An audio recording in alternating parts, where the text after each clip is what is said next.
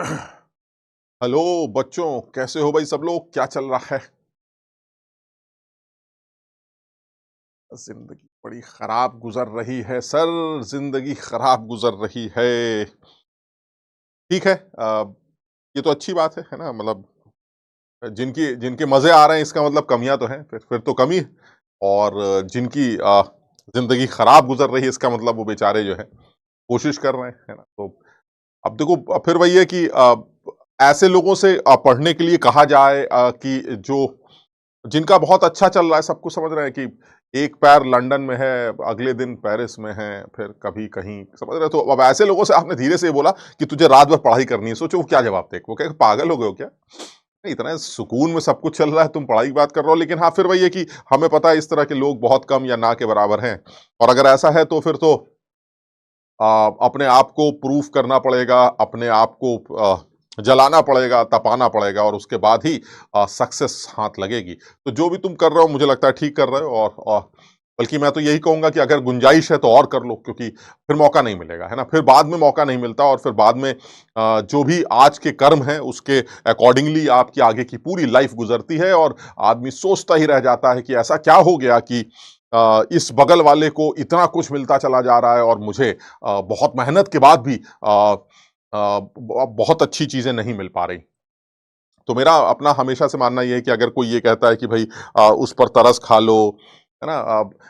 हालांकि मैं किसी को गलत नहीं बोल रहा हूं, बट फिर भी जैसे अगर कहा जाए कि भाई वो देखिए वो बेचारा गरीब आदमी है ना, उसको थोड़ी सी मदद करनी चाहिए और ऐसा वैसा। तो अगर उसके पास सोर्सेस थे, है ना, अगर उसके पास सोर्सेस थे तो उसको मेहनत करनी चाहिए थी, क्योंकि हम लोगों को ये पता है कि जिस टाइम पर वो मजे कर रहा था उस टाइम पर पढ़ने वाले लोग रात दिन मेहनत कर रहे थे।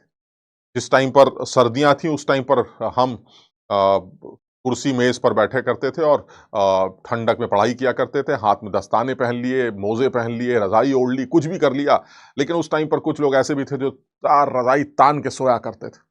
अब ऐसे लोगों पर तरस खाया जाए, है ना, ये सोचा जाए कि अरे भाई ठीक है, गरीब आदमी है ऐसा। लेकिन ये फिर वही है कि हर किसी को मौके भी नहीं मिलते। मैं तो उन लोगों की बात कर रहा हूं जिनको मौके मिले, लेकिन फिर भी उन्होंने अपने 11वीं 12वीं के टाइम को इस तरह से गुजारा जैसे समझ रहे हैं, जैसे उनको कोई फर्क ही नहीं पड़ता। तो ऐसे लोगों के ऊपर कोई तरस नहीं खाया जा सकता। वो उन्होंने अपनी डेस्टिनी खुद लिखी है, उन्होंने अपनी किस्मत खुद लिखी है। और ऐसे में ऐसे लोगों के साथ किसी भी तरह की कोई रियायत बरती जाए या उन पर तरस खाया जाए, ये कम से कम हमें तो बिल्कुल अच्छा नहीं लगता। क्योंकि ये उन दिनों की बात है जब हम रात रात भर पढ़ा करते थे। ठंड हमें भी लगा करती थी, टीवी देखने का मन हमें भी करता था, खेलने की उम्र हमारी भी थी, उसके बावजूद भी वो सब छोड़कर आदमी ने 2-2 साल मेहनत की है। तुम लोग भी यही काम कर रहे हो, 2-2 साल मेहनत की है, 3-3 साल मेहनत की है। इतनी मेहनत के बाद अगर रिजल्ट हमें हाथ में मिला है तो ऐसे लोगों को क्यों सोचें, ऐसे लोगों के बारे में क्या सोचना जिनको उस टाइम पर मौके तो मिले थे पढ़ाई करने के, जिनको सहूलियतें दी गई थी, जिनको रिसोर्सेज दिए गए थे, उसके बावजूद भी उन्होंने जो है अपनी पूरा टाइम मस्ती में गुजारा। वो उम्र थी जिस टाइम पर हमारा भी दिल करता था गाड़ियां कौन सी चल रही हैं, घड़ियां कौन सी आ रही हैं, मोबाइल कौन से चल रहे हैं, फिल्में कौन सी चल रही हैं, मैच कौन सा चल रहा है, सब कुछ हमारा भी दिल करता था। सब कुछ छोड़कर कान में रुई डालकर, कान में उंगली डालकर बैठा करते थे और सिर्फ पढ़ाई किया करते थे। आज रिजल्ट अगर आएगा तो उन्हीं लोगों का ही आएगा, है ना? तो फिर वही है कि मौके हैं, जिसने जैसा कर लिया। अब हम ये भी नहीं कहते कि वो लोग जो रजाई तान के सो रहे थे कि अब बिल्कुल जमीन पे पड़े होंगे, बर्बाद हो गए होंगे ना, ऐसा भी हो सकता है कि वो भी बहुत तरक्की कर गए हो। अब देखो ये किस्मत वाली बात है, इसके बारे में डिटेल में जानने की या बकवास करने की जरूरत नहीं है। ये उनकी किस्मत है, उनको ऐसा करने से ऐसा मिला। लेकिन हमें ऐसा लगता है हम वो लोग हैं जो बहुत मेहनत करके ही कमाते हैं। हम वो लोग हैं जो बहुत मेहनत करके ही अपने लिए कुछ अच्छा कर पाएंगे। इसलिए हम सारे लोग, तुम, मैं, हम लोग ये वो लोग हैं जो कुछ भी कर सकते हैं, समझ रहे हो? तो मैं तुम लोगों से यही बोलूंगा कि जितनी पढ़ाई कर रहे हो सही कर रहे हो, और कर सकते हो और करो, क्योंकि जितनी मेहनत करोगे उतना फायदा मिलेगा। खैर, अ, हम लोगों ने जीओसी में रेजोनेंस इफेक्ट के बारे में डिस्कशन की थी। और हम लोगों ने रेजोनेंस इफेक्ट को यूज करके एक सवाल भी शुरू किया था जिसमें एसिडिक नेचर कंपेयर किया था, जिसमें किताब के मेथड से भी आंसर निकाला गया था, सरकारी मेथड से भी आंसर निकाला गया था। मैं उसी बातों को थोड़ा सा और आगे बढ़ाऊंगा, और आज जो है हाइपर कॉन्जुगेशन इफेक्ट के बारे में भी डिस्कशन कर लेंगे, और फिर सबको मिला विला के कुछ बातें किया करें। तो इसी बात को थोड़ा सा आगे बढ़ाएं तो हमें लगता है कि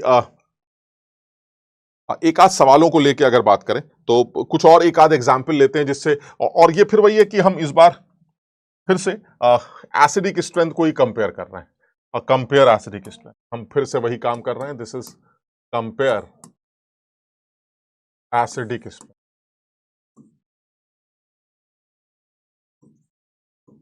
हम एसिडिक स्ट्रेंथ को ही कंपेयर कर रहे हैं। तो चलिए सर कुछ एग्जांपल ले लेते हैं एसिडिक स्ट्रेंथ को कंपेयर करने के लिए। अगर मान लीजिए आपसे कहा जाए कि भाई एक आदमी हमारे पास ये है और यहां पर लगा दिया जाए, अच्छा सवाल बनाते हैं, एक आदमी लगा दिया जाए ये और यहां पर मान लीजिए लगा दिया जाए NO2। फिर और भी कुछ ले लेते हैं, मान लीजिए एक आदमी लगा दिया जाए ये और इसके नीचे लगा दिया जाए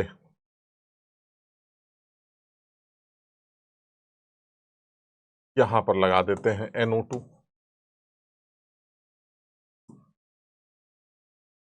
ये COH ले लेते हैं, यहां पर लगा देते हैं CH3,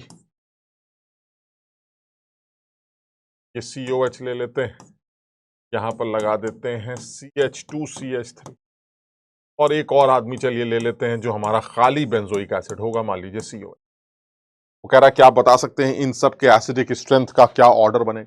एसिडिक स्ट्रेंथ का ऑर्डर तो देखो बड़ा आसान है, आप ज्यादा दिमाग नहीं लगाएंगे, आप बहुत सीधी सी बातें करेंगे।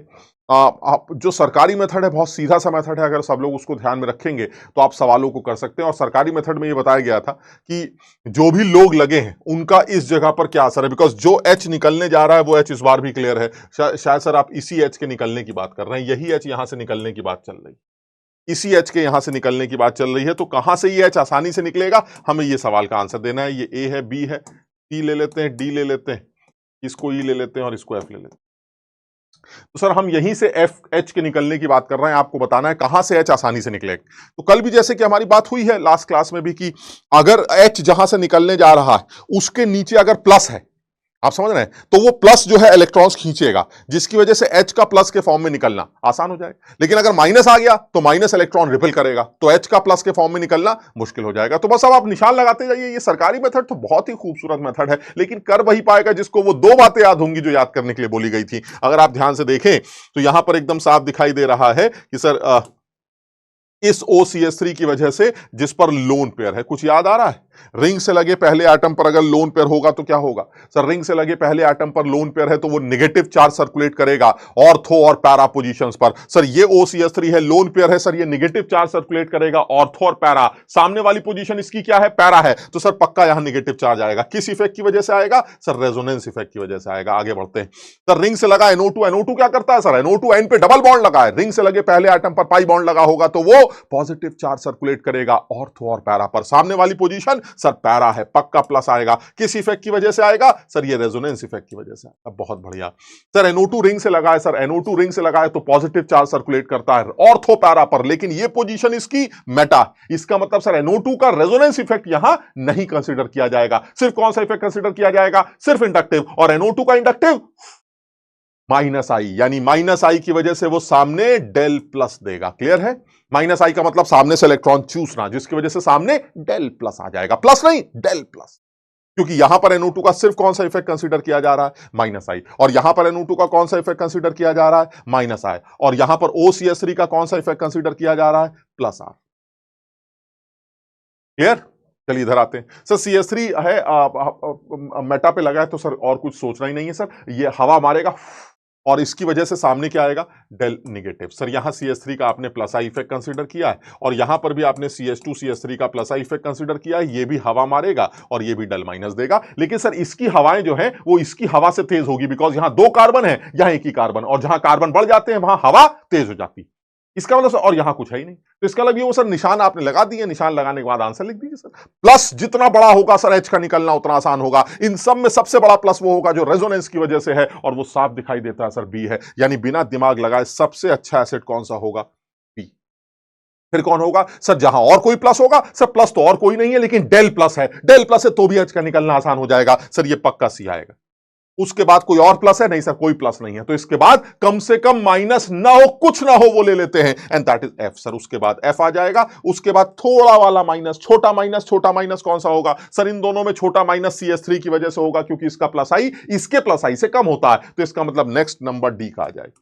सर और बड़ा आदमी ले लेंगे प्लस माइनस वाला वही हो जाएगा, और सबसे बड़ा माइनस तो रेजोनेंस वाला माइनस है सर। इस एच के निकलने के बारे में सोचिए क्या सोचेंगे सर, ये तो निकलना ही नहीं चाहता। क्यों? क्योंकि सर ये माइनस इलेक्ट्रॉन्स एच की तरफ ढकेलेगा और एच का प्लस के फॉर्म में निकलना मुश्किल हो जाएगा। इसका मतलब सबसे सड़ा हुआ आदमी हमारा ए होगा। ये खूबसूरत सा ऑर्डर होगा जो हमें ध्यान रखना चाहिए।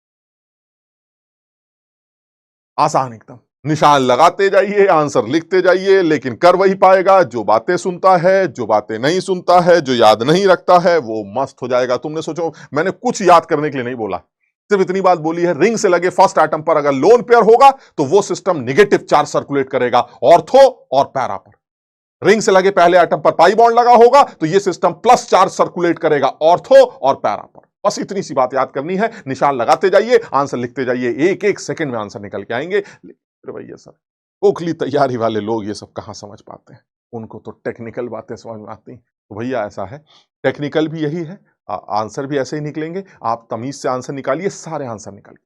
चलिए ठीक है सर, और बात कर लेते हैं। चलिए और बात कर लेते हैं, एक और एग्जाम्पल ले लेते हैं। हो सकता है कुछ कम समझ में आया हो, एक और एग्जाम्पल लेते हैं। हाँ, इस बार लेते हैं कंपेयर बेसिक स्ट्रेंथ ले लेते हैं। चलिए बेसिक स्ट्रेंथ,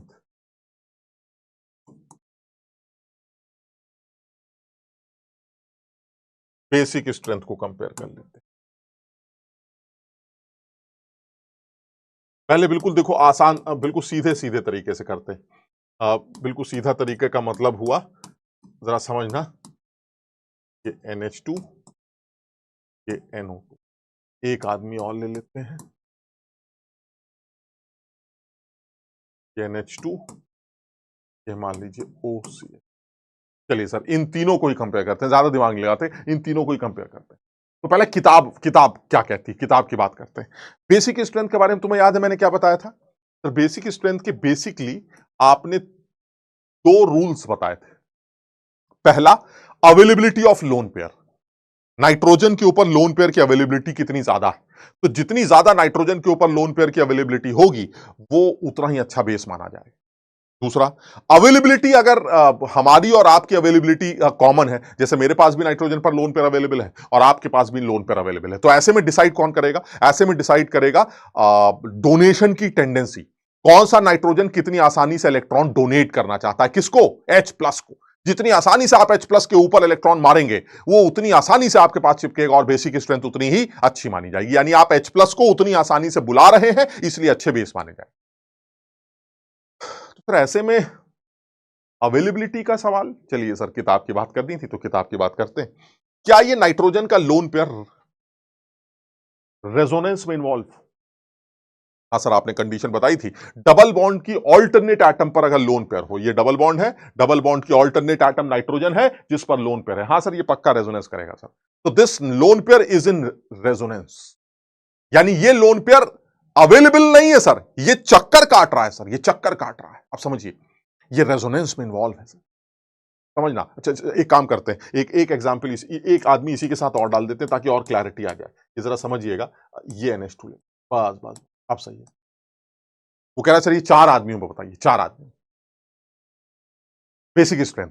अब आप ये बताइए, पहले वाले आदमी में क्या लोन पर रेजोनेंस में इन्वॉल्व हो सकते हैं? हाँ सर, डबल बॉन्ड की अल्टरनेट पोजीशन पर है, बिल्कुल इन्वॉल्व हो सकते हैं। अगर मेरे लोन पेयर रेजोनेंस में इन्वॉल्व हो गए तो क्या वो मेरे ऊपर अवेलेबल होंगे? ना सर, लोन पेयर इधर है, फिर उसके बाद यहां आ जाएगा, फिर यहां चला जाएगा सर, वो लोन पेयर रेजोनेंस में इन्वॉल्व है सर। अगर लोन पेयर रेजोनेंस में इन्वॉल्व है तो उसकी अवेलेबिलिटी कम मानी जाएगी। जैसे कि अगर तुम्हें याद हो, मैंने इनके रेजोनेटिंग स्ट्रक्चर तुमको बनाने के लिए दिए थे। एनिलीन का जब तुम रेजोनेटिंग स्ट्रक्चर बनाओगे, N पर लोन पेयर है सर, ये लोन पेयर फौरन के फौरन रेजोनेंस में आ जाएंगे, और जैसे ही ये लोन पेयर रेजोनेंस में आएंगे इनकी अवेलेबिलिटी खराब हो जाएगी। यानी एक चीज तो क्लियर है जो यहां पर मेंशन कर सकते हैं, क्या मेंशन कर सकते हैं? More the involvement of lone pair in resonance, lesser will be its availability and lesser will be the basic nature, the basic strength. समझिए बात को, जितना ज्यादा लोन पेयर रेजोनेंस में इन्वॉल्व होंगे उतना ज्यादा वो कम से कम अवेलेबल होंगे, और जितने कम वो अवेलेबल होंगे वो उतना ही खराब बेस माना जाएगा। बताओ मेरी बात समझ रहे हो? यानी मेरा जो लोन पेयर है वो इधर चक्कर काट रहा है, तो इसका मतलब मेरे ऊपर अवेलेबल नहीं है, तो मैं H प्लस को क्या दूंगा? कुछ भी नहीं है, ही नहीं मेरे पास। और जितना ज्यादा वो रेजोनेंस करेंगे, इधर भी नाच रहा, उधर भी नाच रहा, उधर भी नाच रहा, जितना ज्यादा वो नाच रहा है सर, उसकी अवेलेबिलिटी उतनी खराब मानी जाएगी, और जितना खराब लोन पेयर अवेलेबल होगा H प्लस के पास जा ही नहीं पाएगा, जिसकी वजह से बेसिक नेचर खराब हो जाए। तो अगर मैं पहले वाले लोन पेयर की बात करूं तो सर ये लोन पेयर डबल बॉन्ड की ऑल्टरनेट पोजीशन पर है, दिख रहा है डबल बॉन्ड, सर रेजोनेंस में आएगा। क्या ये भी रेजोनेंस में आएगा? हाँ सर ये भी रेजोनेंस में आएगा। हाँ बिल्कुल, इसको भी रेजोनेंस में आना चाहिए, सर ये भी रेजोनेंस में आएगा। क्या ये भी रेजोनेंस में आना चाहिए? हाँ सर ये भी डबल बॉन्ड के ऑल्टरनेट पोजीशन पर है। इन तीनों जगहों पर लोन पेयर रेजोनेंस में इन्वॉल्व है सर, अच्छे हैं, खराब हैं, ज्यादा इन्वॉल्व हैं, कम इन्वॉल्व हैं, वो सब छोड़िए सर, बट ये कंफर्म है sir they are alternate to the pi bond, so this is a condition of resonance. So अगर वो रेजोनेंस में पार्टिसिपेट कर रहे हैं तो उनकी अवेलेबिलिटी खराब मानी जाएगी सर। लेकिन हमारा जो चौथा आदमी है जिसको आप डी कह रहे हैं, ये डी वाला आदमी जो है हमारा, इसका जो लोन पेयर है सर, ये रेजोनेंस में दिखाई नहीं देता है, ये रेजोनेंस में दिखाई नहीं देता है। क्यों? क्योंकि सर यहां रेजोनेंस की कंडीशन ही नहीं, लोन पेयर की ऑल्टरनेट एटम पर लोन पेयर की ऑल्टरनेट पोजीशन पर डबल बॉन्ड है ही नहीं, और है नहीं तो सर ये तो अवेलेबल है, ये लोन पेयर आर अवेलेबल, यानी इन सब में जो लोन पेयर अवेलेबल है वो ये अवेलेबल।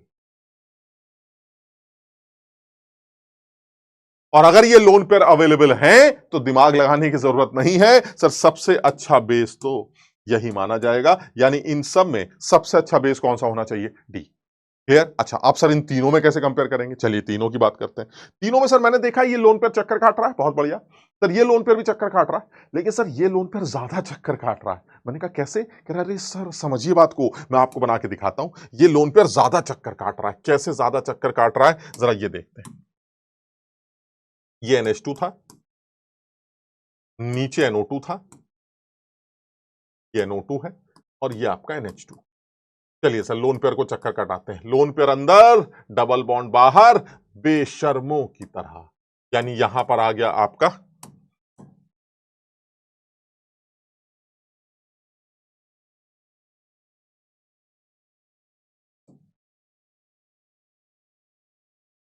यानी यहां माइनस आ गया, यहां NH2 और N पर आ गया प्लस, और नीचे आ गया आपका NO2। फिर क्या होगा सर? रेजोनेंस की फिर से कंडीशन है, माइनस ऑल्टरनेट डबल बॉन्ड, बेशर्मों की तरह माइनस अंदर, डबल बाहर, यानी नेक्स्ट रेजोनेटिंग स्ट्रक्चर में आप कहां पहुंच गए सर? माइनस यहां आ गया, नीचे NO2 लटक रहा है, और ये बॉन्ड्स ऐसे ऐसे हैं, and this is NH2 plus. अब देखिए जरा क्या होगा सर, अब ये माइनस चार्ज जो है वो रेजोनेंस में आएगा, ऊपर भी जा सकता है और सर नीचे भी आ सकता है, याद है NO2 भी रेजोनेंस में इन्वॉल्व हो सकता है सर, माइनस अंदर, डबल बाहर। यानी मैं ये बताना चाह रहा हूं कि जब NO2 ऐसी पोजीशन पर लगा हो तो ऐसे में सर ये भी रेजोनेंस में इन्वॉल्व हो सकता है, और अगर ये भी रेजोनेंस में इन्वॉल्व हुआ तो ऐसे में लोन पेयर ज्यादा चक्कर काट रहे हैं सर, लोन पेयर ज्यादा चक्कर काट रहे हैं पहले वाले, इसके बाद ये फिर वापस आ जाएगा, ऊपर चला जाएगा। मेरी बात समझ रहे हो? फिर ये माइनस अंदर, डबल बाहर, तो ये वापस चले गए।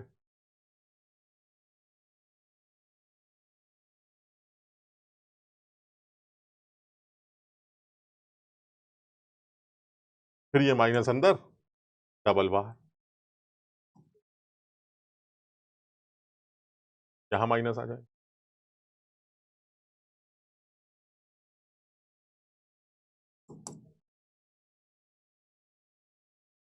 और उसके बाद माइनस अंदर, डबल बाहर, खत्म। तो मैं ये बताना चाह रहा हूं सर, यहां पर जो लोन पेयर है वो क्या कह रहा है? लोन पेयर कह रहा है मैं चक्कर काटूंगा ऐसे ऐसे ऐसे ऐसे, और जैसे ही नीचे आऊंगा NO2 के अंदर भी जाऊंगा।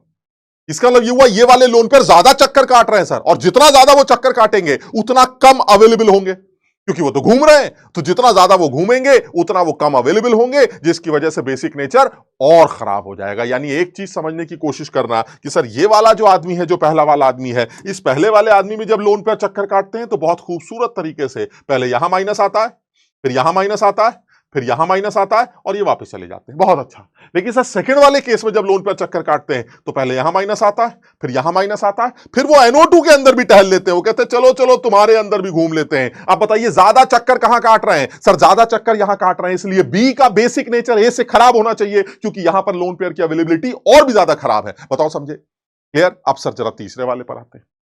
तीसरे वाले में क्या होगा? चलिए सर, जिस डिटेल में बात कर रहे हैं उस डिटेल में तीसरे वाले को भी बनाते हैं।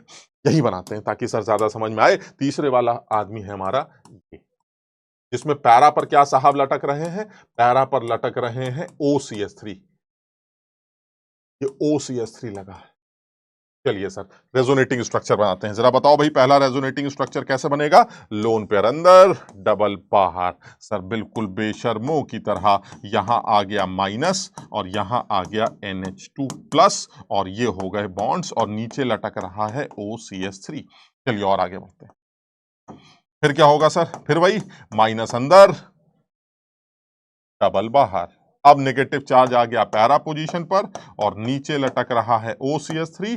बॉन्ड्स की सिचुएशन कुछ ऐसी है और अब है दर्द। क्या है दर्द? सर ये देखिए आप, ये है लोन पेयर ऑक्सीजन पर और ये नेगेटिव चार्ज। सर ये दोनों एक दूसरे को रिपेल कर रहे हैं, रिपल्शन। क्या समझ में आ रहा है इससे? सर इससे ये समझ में आ रहा है कि लोन पेयर जब चक्कर काट रहे हैं तो उन्होंने क्या बोला? उन्होंने कहा क्या बदतमीजी है भाई, क्या तुमने बताया नहीं कि नीचे एक बदतमीज आदमी लटका हुआ है? मैंने कहा मतलब? कह रहा है जब मैं चक्कर काटते काटते नीचे पहुंचता हूं तो ओ का लोन पेयर मुझे रिपेल करता है। रिपेल करता है मतलब उसको लोन पेयर को रेजोनेंस में आने से रोकता है कि चलो वापस चलो, चलो वापस जाओ। ऐसे इसका क्या मतलब हुआ? इसका मतलब ये हुआ सर यहां पर लोन पेयर का रेजोनेंस इन्वॉल्वमेंट, नाइट्रोजन के लोन पेयर का रेजोनेंस इन्वॉल्वमेंट कम दिखाई दे रहा है सर, क्योंकि यहां लोन पेयर नीचे वाले ओ के लोन पेयर उसको रिपेल कर रहे हैं। इसका मतलब इन तीनों में जो आपने लिखे थे जिनमें आपको रेजोनेंस दिखाई दे रहा था, उन तीनों में जो सबसे खराब रेजोनेंस इन्वॉल्वमेंट है सर वो इस NH2 ग्रुप का है, इस नाइट्रोजन के लोन पेयर का है, क्योंकि यहां नाइट्रोजन का लोन पेयर रेजोनेंस करने जब आता है तो OCH3 उसको रिपेल करता। इसका मतलब एक चीज तो क्लियर हो गई सर, एक चीज तो बिल्कुल क्लियर हो गई कि जब आप आंसर निकाल रहे थे तो यहां पर लोन पेयर का जो रेजोनेंस है सर वो OCH3 के रिपल्शन की वजह से, that is plus R effect की वजह से सर वो खराब हो रहा है।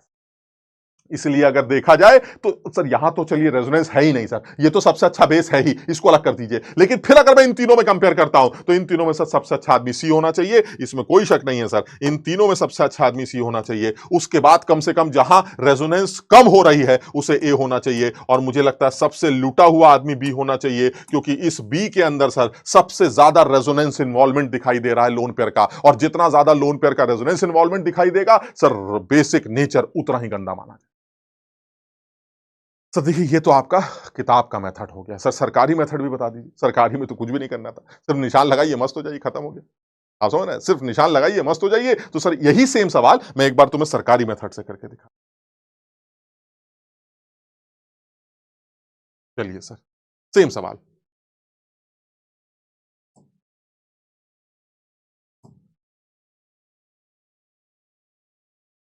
बिल्कुल सेम सवाल, जरा समझना।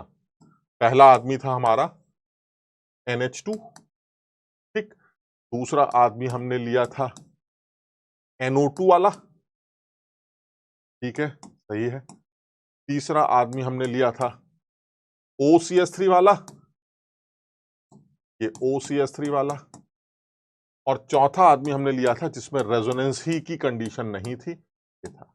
तो सर देखिए मेरे ख्याल से सब लोग इस बात को एग्री करेंगे कि आज भी सबसे अच्छा तो डी है ही, क्योंकि डी में तो रेजोनेंस ही नहीं है, तो उसमें तो हमें कुछ सोचना ही नहीं था। ये ए है, ये बी है, ये सी है, ये डी है। तो इसमें तो मुझे लगता है सब लोग एग्री करेंगे कि मुझे कुछ सोचना ही नहीं है, सबसे अच्छा तो डी है। बिल्कुल सही।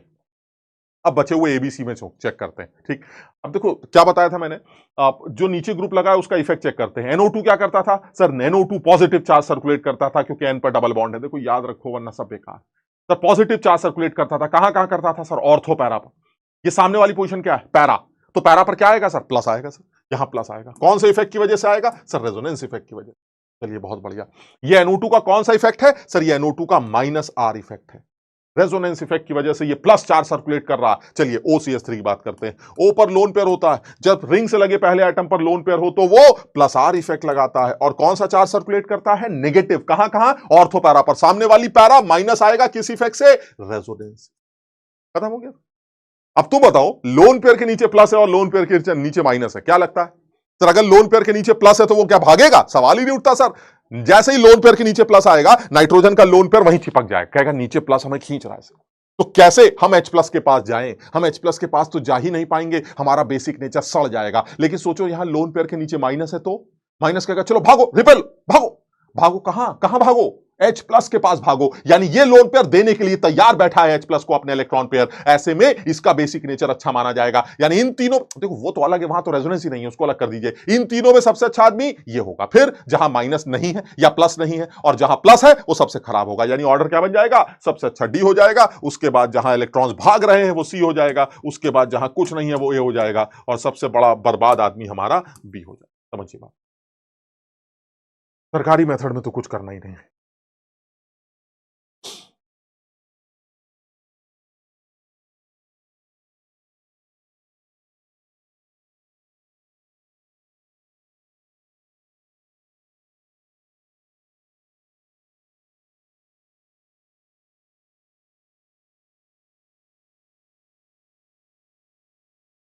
क्लियर?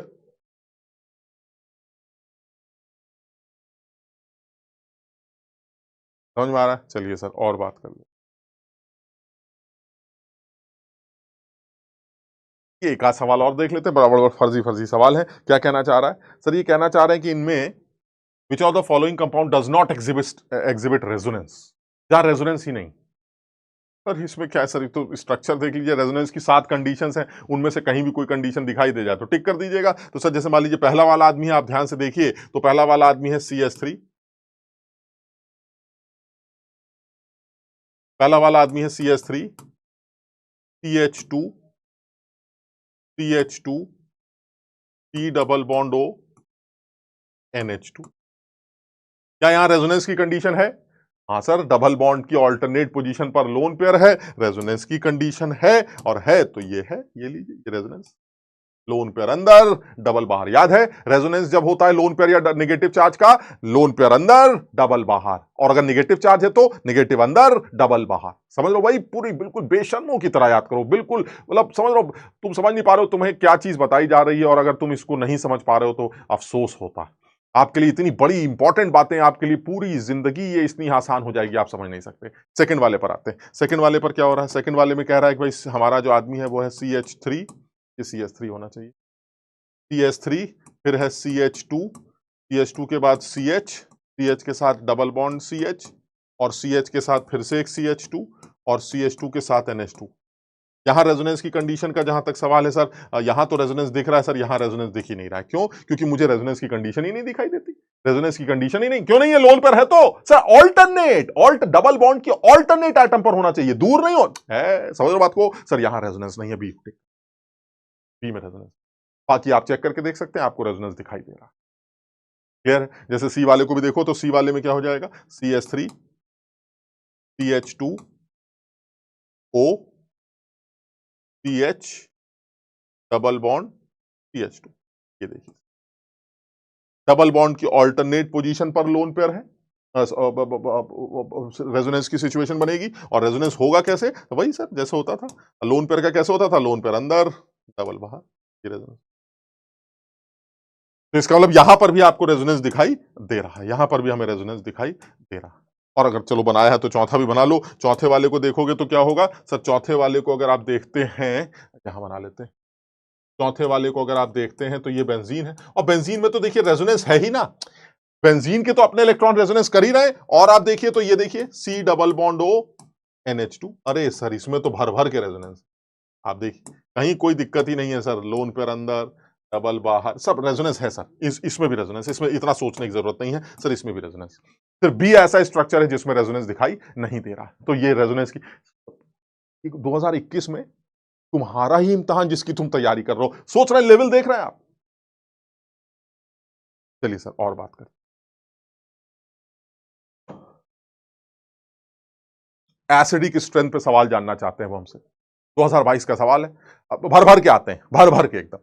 लेकिन वही है सर, हमने तो निशान लगाने सीखे हैं सर, हमने तो सरकारी मेथड सीख रखा है, चुटकियों में आंसर निकालते हैं, चुटकियों में। आप चलिए चेक करते हैं सर। आप सबसे पहला आदमी NO2 रिंग से लगा है सर, H कौन सा निकलेगा तुम्हें पता है ना सबको सर? H ये वाला निकल रहा है, हाँ सर ये H निकलेगा, यहां से H निकलेगा, यहां से H निकलेगा, यहां से निकल सकता है, यहां से निकल सकता है। कौन सा H सबसे आसानी से निकलेगा सर? अभी निशान लगा के बता देते हैं। NO2 रिंग से लगा है सर, पॉजिटिव चार्ज सर्कुलेट करता है ऑर्थो पैरा पर, सामने वाली पोजीशन पैरा है, यहां पक्का प्लस आएगा। किस इफेक्ट की वजह से आएगा सर? रेजोनेंस की वजह से।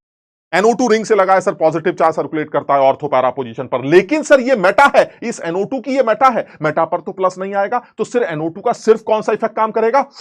वो कौन सा है? इंडक्टिव। और NO2 का माइनस आई क्या कहता है? ये तो NO2 का माइनस आर इफेक्ट था, यहां NO2 का माइनस आई लगेगा, वो क्या कहता है? मैं यहां डेल प्लस दूं। चलिए बहुत बढ़िया, आगे बढ़ते सर। OCH3 रिंग से लगा है सर, OCH3 रिंग से लगा हो तो सर लोन पेयर है ना, तो नेगेटिव चार्ज सर्कुलेट करता था, कहां कहां? ऑर्थो पैरा पर, लेकिन सर ये तो मेटा है, मेटा पर OCH3 का minus R sorry plus R effect काम नहीं आएगा, वो इलेक्ट्रॉन डोनेट नहीं करेगा, तो ऐसे में सर कौन क्या करें? ऐसे में इंडक्टिव काम आएगा। और सर O लगा है, इंडक्टिव है, तो पक्का माइनस आई ही इफेक्ट शो करेगा, और ये भी डेल प्लस ही देगा, ये भी डेल प्लस ही देगा। इधर आते हैं सर, O पे लोन पेयर क्या करता था? रिंग से लगा पहला आदमी लोन पेयर वाला सर, नेगेटिव चार्ज सर्कुलेट करता था, कहां कहां? ऑर्थो पैरा पर सर, ये लेकिन सामने पैरा है, तो यहां पक्का नेगेटिव आएगा। ये कौन से इफेक्ट से आएगा सर? रेजोनेंस इफेक्ट से। और ये OCH3 का प्लस आर इफेक्ट। देखिए यहां पर क्या क्या फर्क आ रहा है, देख रहे हो?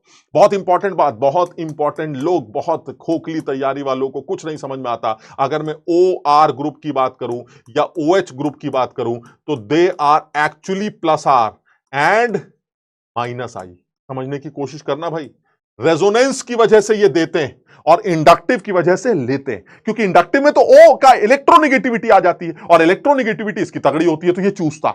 यानी जब आप इंडक्टिव की बात करते हैं तो ये चूसता, और जब रेजोनेंस की बात करते हैं तो ये देता। याद है? ये देखिए लोन पर अंदर जाएंगे तो रेजोनेंस की वजह से ये दे रहा है, और इंडक्टिव की वजह से ये ले रहा है। तो जहां पर इंडक्टिव लगेगा वहां डेल प्लस दे देगा, और जहां रेजोनेंस इफेक्ट काम आएगा वहां माइनस दे देगा। और सर OCH3 यहां भी है, यहां भी है, तो यहां रेजोनेंस क्यों नहीं लग रहा है? क्योंकि रेजोनेंस इफेक्ट के बारे में बताया गया था सर, ये आदमी नेगेटिव चार्ज सर्कुलेट करेगा, क्योंकि इस पे लोन पेयर है, कहां कहां? ऑर्थो और पैरा। सर ये वाली जो पोजीशन है ये मेटा है सर, मेटा पर नेगेटिव आएगा नहीं, तो इसका मतलब वो मेटा पर OCH3 का रेजोनेंस इफेक्ट काम नहीं करेगा। तो सिर्फ कौन सा इफेक्ट काम करेगा? इंडक्टिव, और इंडक्टिव चूसने का होता है, ये डेल प्लस दे देगा। ये बहुत ध्यान रखना, बच्चे बड़ा कंफ्यूज हो जाते हैं, सर ये दे रहा है वो ले रहा है, ये चक्कर क्या है? OCH3 का जो रेजोनेंस इफेक्ट है वो देने वाला इफेक्ट है, क्योंकि उस पे लोन पे, और OCH3 का जब इंडक्टिव की बात करते हैं तो वो लेने वाला इफेक्ट है, क्योंकि ऑक्सीजन इलेक्ट्रोनेगेटिव होता। क्लियर है? तो अब देख लेते हैं सर, एसिडिक नेचर सबसे ज्यादा कहां होगा सर? जहां OH के नीचे सबसे बड़ा प्लस होगा वो सबसे अच्छा एसिड होगा। OH के नीचे सबसे बड़ा प्लस कहां दिखाई देता है सर? पहले वाले आदमी के अंदर। बिना दिमाग लगाए सर, पहले वाला आदमी हमारा सबसे अच्छा एसिड होना चाहिए। चलिए ठीक, उसके बाद कोई और प्लस आपको दिखाई देता है? हाँ सर मुझे ये भी दिखता है और ये भी दिखता है, लेकिन इन दोनों में सर मुझे याद है NO2 का माइनस आई कहीं तगड़ा होता है as compare to OCH3। Sir NO2 बहुत ज्यादा चूसता है, N भी है, 2 O लगे हैं, स्ट्रॉन्ग माइनस आई इफेक्ट। तो सेकंड नंबर सर हमारा आ जाएगा इसके बाद, और उसके बाद पक्का हमारा थर्ड नंबर आना चाहिए। और सबसे बर्बाद आदमी सर, यहां माइनस आया है, H की तरफ इलेक्ट्रॉन ढकेले जाएंगे, बेचारा प्लस के फॉर्म में कैसे निकलेगा? सबसे बर्बाद आदमी हमारा फोर्थ होना चाहिए। तो जो सही ऑर्डर बनना चाहिए वो 1 2 3 4 बनना चाहिए, और ऐसा कोई भी ऑप्शन जो है दिख रहा है। क्लियर? निशान लगाते जाइए, आंसर लिखते जाइए, लेकिन कुछ बातों को ध्यान रखिए, और साथ ही साथ वही बात रिवाइज करते रहिए।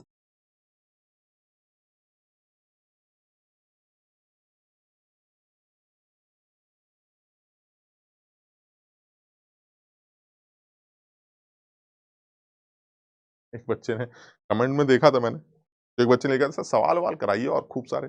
अबे तुम्हें 2 घंटे की तो क्लास मिलती है, समझ रहे बात को? दो दो क्लासेस एक एक चैप्टर में मिली हैं, सवाल भी करा लीजिए सर, है ना? पढ़ा भी दीजिए सर, छोड़िएगा नहीं सर, पढ़ा भी दीजिएगा सर, जान दे दीजिएगा सर, खून का कतरा बहा दीजिए। अबे इतने टाइम में इतना ही करा पाएंगे, लेकिन जितना करा रहे हैं, अगर ये साथ में चल जाए, ये देखा, देख रहे हो क्या लिखा है? अगर ये साथ में कर लोगे तो एक भी सवाल गलत नहीं होगा, ये समझ लो बात। लेकिन वही है ना सर, हमें तो चम्मच चाहिए थी सर।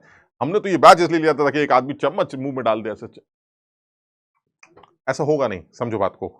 सिलेक्शन उन्हीं लोगों का होगा जो खुद मेहनत करेंगे। मैं बहुत पहले बता चुका हूं, टीचर्स का रोल किसी भी एक अच्छे पढ़ने लिखने वाले बच्चे के जीवन में या सक्सेस में नेग्लिजिबल ही माना जाता है। आप समझिए बात को। ये बच्चे की अपनी खुद की मेहनत होती है जो उसको सेलेक्ट कराती है, उसकी खुद की मेहनत उसको बर्बाद कर देती है। जब वो मक्कारी करता है तो बर्बाद हो जाता है, अगर मेहनत करता है तो सेलेक्ट हो जाता है। इसमें टीचर वीचर का कोई नहीं, मैंने पहले भी बताया था 11वीं 12वीं का सिलेबस है, कहने के लिए आप कुछ भी बोल हम ये करा देते हैं, हम वो पढ़ा देंगे, हम ये बना देंगे, आप इतना सब कुछ करा देंगे तो बच्चा वैसे ही बर्बाद हो जाएगा क्योंकि सिलेबस के बाहर चले जाएंगे आप। 11वीं का सिलेबस है, 12वीं का सिलेबस है, सिलेबस के अंदर बात करनी है, वही आईआईटी, वही एडवांस, वही जेई, सब कुछ वही है सर। इसमें कुछ हीरो बनने की जरूरत ही नहीं। हाँ, आप मेहनत करेंगे तो आपको समझ क्लियर है। आगे बढ़े, चलिए सर और बात कर लेते हैं। चलिए सर एक और सवाल कर लेते हैं। ये लीजिए, ये 2020 में पूछा गया, which of the following has the shortest CCL bond. Shortest CCL, CCL bond कौन सा सर? ये वाला, ये सीसीएल बॉन्ड दिखता है ना, सही कह रहे हैं ना? हाँ, ये सीसीएल बॉन्ड, ये है सीसीएल। इन सब में सीसीएल बॉन्ड, कार्बन का और क्लोरीन के साथ का बॉन्ड ये।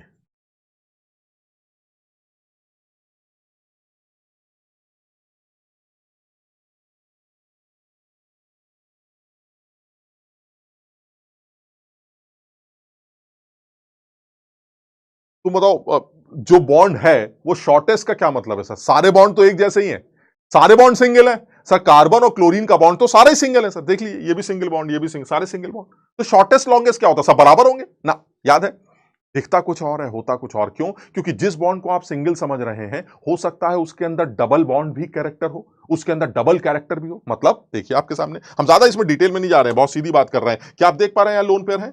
हाँ सर, लोन पेयर है। क्या बताया गया था? Lone pair alternate pi bond, sir resonance होती थी। लोन पेयर का डबल बॉन्ड के साथ रेजोनेंस, बेशर्मों की तरह सर। लोन पेयर अंदर, डबल बाहर। अब आप देख रहे हैं सर, जैसे ही लोन पेयर अंदर आएंगे तो यहां सिंगल बॉन्ड क्या बन जाएगा सर? डबल बॉन्ड बन जाएगा। आप इसका रेजोनेटिंग स्ट्रक्चर बना के देखिए, मैं ऐसी एक एग्जांपल से समझा रहा हूं। आप इसका रेजोनेटिंग स्ट्रक्चर बना के देखिए सर। सीएल ने इलेक्ट्रॉन दिए तो सीएल पे प्लस आ गया, ये सीएच, और पाई इलेक्ट्रॉन्स इस कार्बन पे चले गए तो इस कार्बन पर माइनस आ गया। ये इसका रेजोनेटिंग स्ट्रक्चर। तो जिस डंडे को आप सिंगल समझ रहे थे, आप देख रहे हैं वो डंडा डबल बन गया। इसका मतलब ये हुआ, ये सिंगल बॉन्ड उतना ज्यादा डबल बनेगा जितना ज्यादा वो रेजोनेंस में इन्वॉल्व होगा, और जितना ज्यादा वो रेजोनेंस में इन्वॉल्व होगा सर, आप समझ नहीं सकते, वो उतना ही छोटा हो जाएगा, क्योंकि double bonds are smaller than single bonds. इसका मतलब ये हुआ, जहां पर भी क्लोरीन का लोन पेयर जितना ज्यादा रेजोनेंस में आएगा सर, उतना वो डबल बॉन्ड कैरेक्टर लेके आएगा, और जितना ज्यादा वो डबल बॉन्ड कैरेक्टर लेके आएगा सर, वो उतना ही ज्यादा छोटा होता चला जाएगा। क्लियर? और सर मुझे बिना दिमाग लगाए आंसर इसका ये दिखाई देता।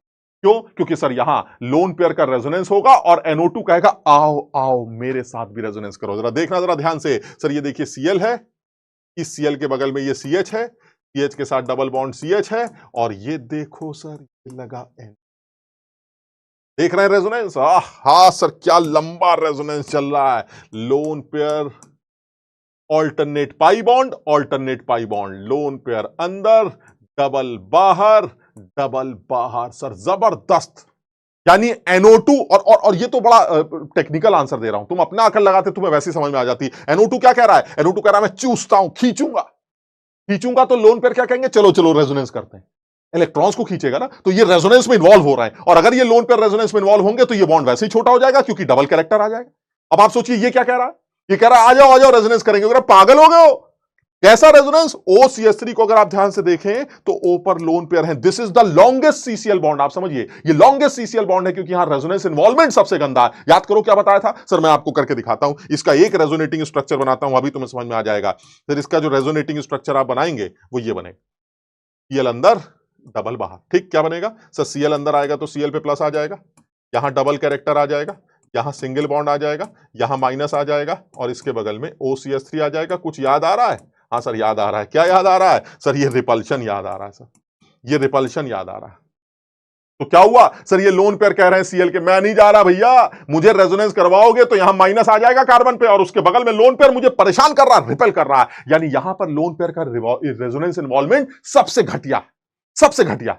यानी due to this plus R effect, यहां पर लोन पेयर का रेजोनेंस इन्वॉल्वमेंट सबसे घटिया है, लेकिन due to this minus R effect, जो इलेक्ट्रॉन खींचने का इफेक्ट होता है सर, ये सबसे ज्यादा तगड़ा है। इसलिए ये कंफर्म है सर, यहां सीएल के लोन पेयर सबसे ज्यादा रेजोनेंस में इन्वॉल्व है, और जितना ज्यादा वो रेजोनेंस में इन्वॉल्व होंगे सर, उनका बॉन्ड उतना ही डबल बनेगा, और कार्बन क्लोरीन का बॉन्ड जितना डबल बनेगा सर, वो उतना ही ज्यादा छोटा माना जाएगा। इसलिए शॉर्टेस्ट बॉन्ड लेंथ जो है वो ए में देखने को मिलेगी, और longest bond length sir D में देखने को मिलेगी, क्योंकि डी में लोन पेयर, क्लोरीन के लोन पेयर का इन्वॉल्वमेंट रेजोनेंस में OCH3 के ढकेलने की वजह से गद्दा माना जा रहा है। क्लियर? कुछ समझ पा रहे हो? चलिए सर नेक्स्ट पॉइंट पर आते हैं। नेक्स्ट पॉइंट इसी के अंदर जोड़ते हैं, फिर मिला जुला के बातें करेंगे। और नेक्स्ट है हमारा third permanent effect, and that is hyper conjugation.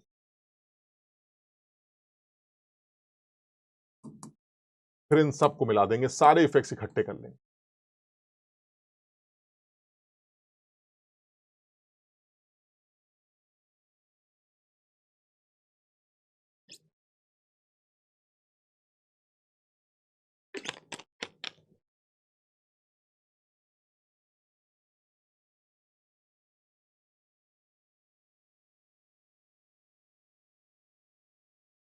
Hyper conjugation effect,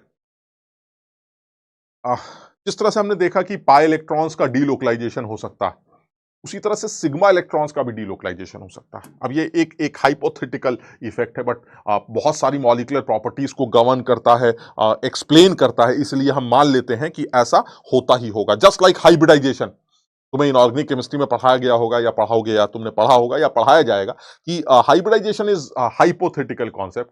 पता नहीं होता, अबे हम थोड़ी ना मॉलिक्यूल के अंदर देख रहे हैं कि एक एस आया, एक पी आया, दो डी आए, ऐसे मिक्स हुए हैं। ये सब क्या ड्रामेबाजी है सर? अब हो रहा है, हमें नहीं पता होता है कि नहीं होता, लेकिन बहुत सारी चीजें एक्सप्लेन करता है सर। मॉलिक्यूलर स्टेबिलिटी को डिफाइन करता है, उनके शेप्स के बारे में, उनके स्ट्रक्चर्स के बारे में डिफाइन करता है, बॉन्ड एंगल्स के बारे में डिफाइन करता है, बॉन्ड लेंथ के बारे में डिफाइन करता है सर। सब कुछ करता है सर, बहुत कुछ करता है, तो होता ही होगा, फिर क्या चक्कर में पड़ना। वैसे हाइपर कॉन्जुगेशन एक हाइपोथेटिकल फिनोमेना जैसा लगता है, बट एक्चुअली होता है, और बहुत सारी मॉलिक्यूलर प्रॉपर्टीज को गवर्न करता है, डिसाइड करता है, जैसे अभी हम बात करें।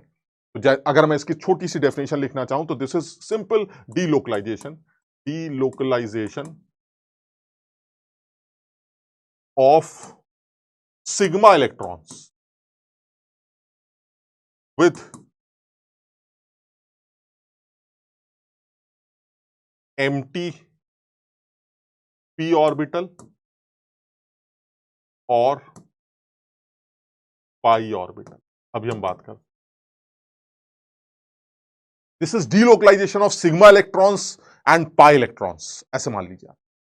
जस्ट अ रेजोनेंस, ये रेजोनेंस में पाई इलेक्ट्रॉन्स के बाद में डीलोकलाइजेशन था, double single bond, double bond single bond, तो पाई इलेक्ट्रॉन्स के साथ डीलोकलाइज्ड होते थे। यहां पर सिग्मा इलेक्ट्रॉन्स पाई इलेक्ट्रॉन्स के साथ डीलोकलाइज्ड। मैंने कहा भाई कंडीशन है क्या, मतलब जैसे आप हाइपर कॉन्जुगेशन की आपने जिस तरह से रेजोनेंस की आपने कंडीशन बनाई थी, वैसे ही यहां पर हाइपर कॉन्जुगेशन की भी कुछ कंडीशन होती होगी। हाँ, बहुत सीधी सी एक ही कंडीशन है, ज्यादा अकल नहीं लगाते हैं। वो ये है कि अगर आपका कोई कार्बन जो कि sp2 है, अगर इस sp2 कार्बन के बगल में कोई sp3 कार्बन हो, ध्यान से देखना, sp2 कार्बन के बगल में कोई sp3 कार्बन हो जिस पर हाइड्रोजन लगी हो, तो आप समझ आइएगा दिस इज हाइपर कॉन्जुगेशन से।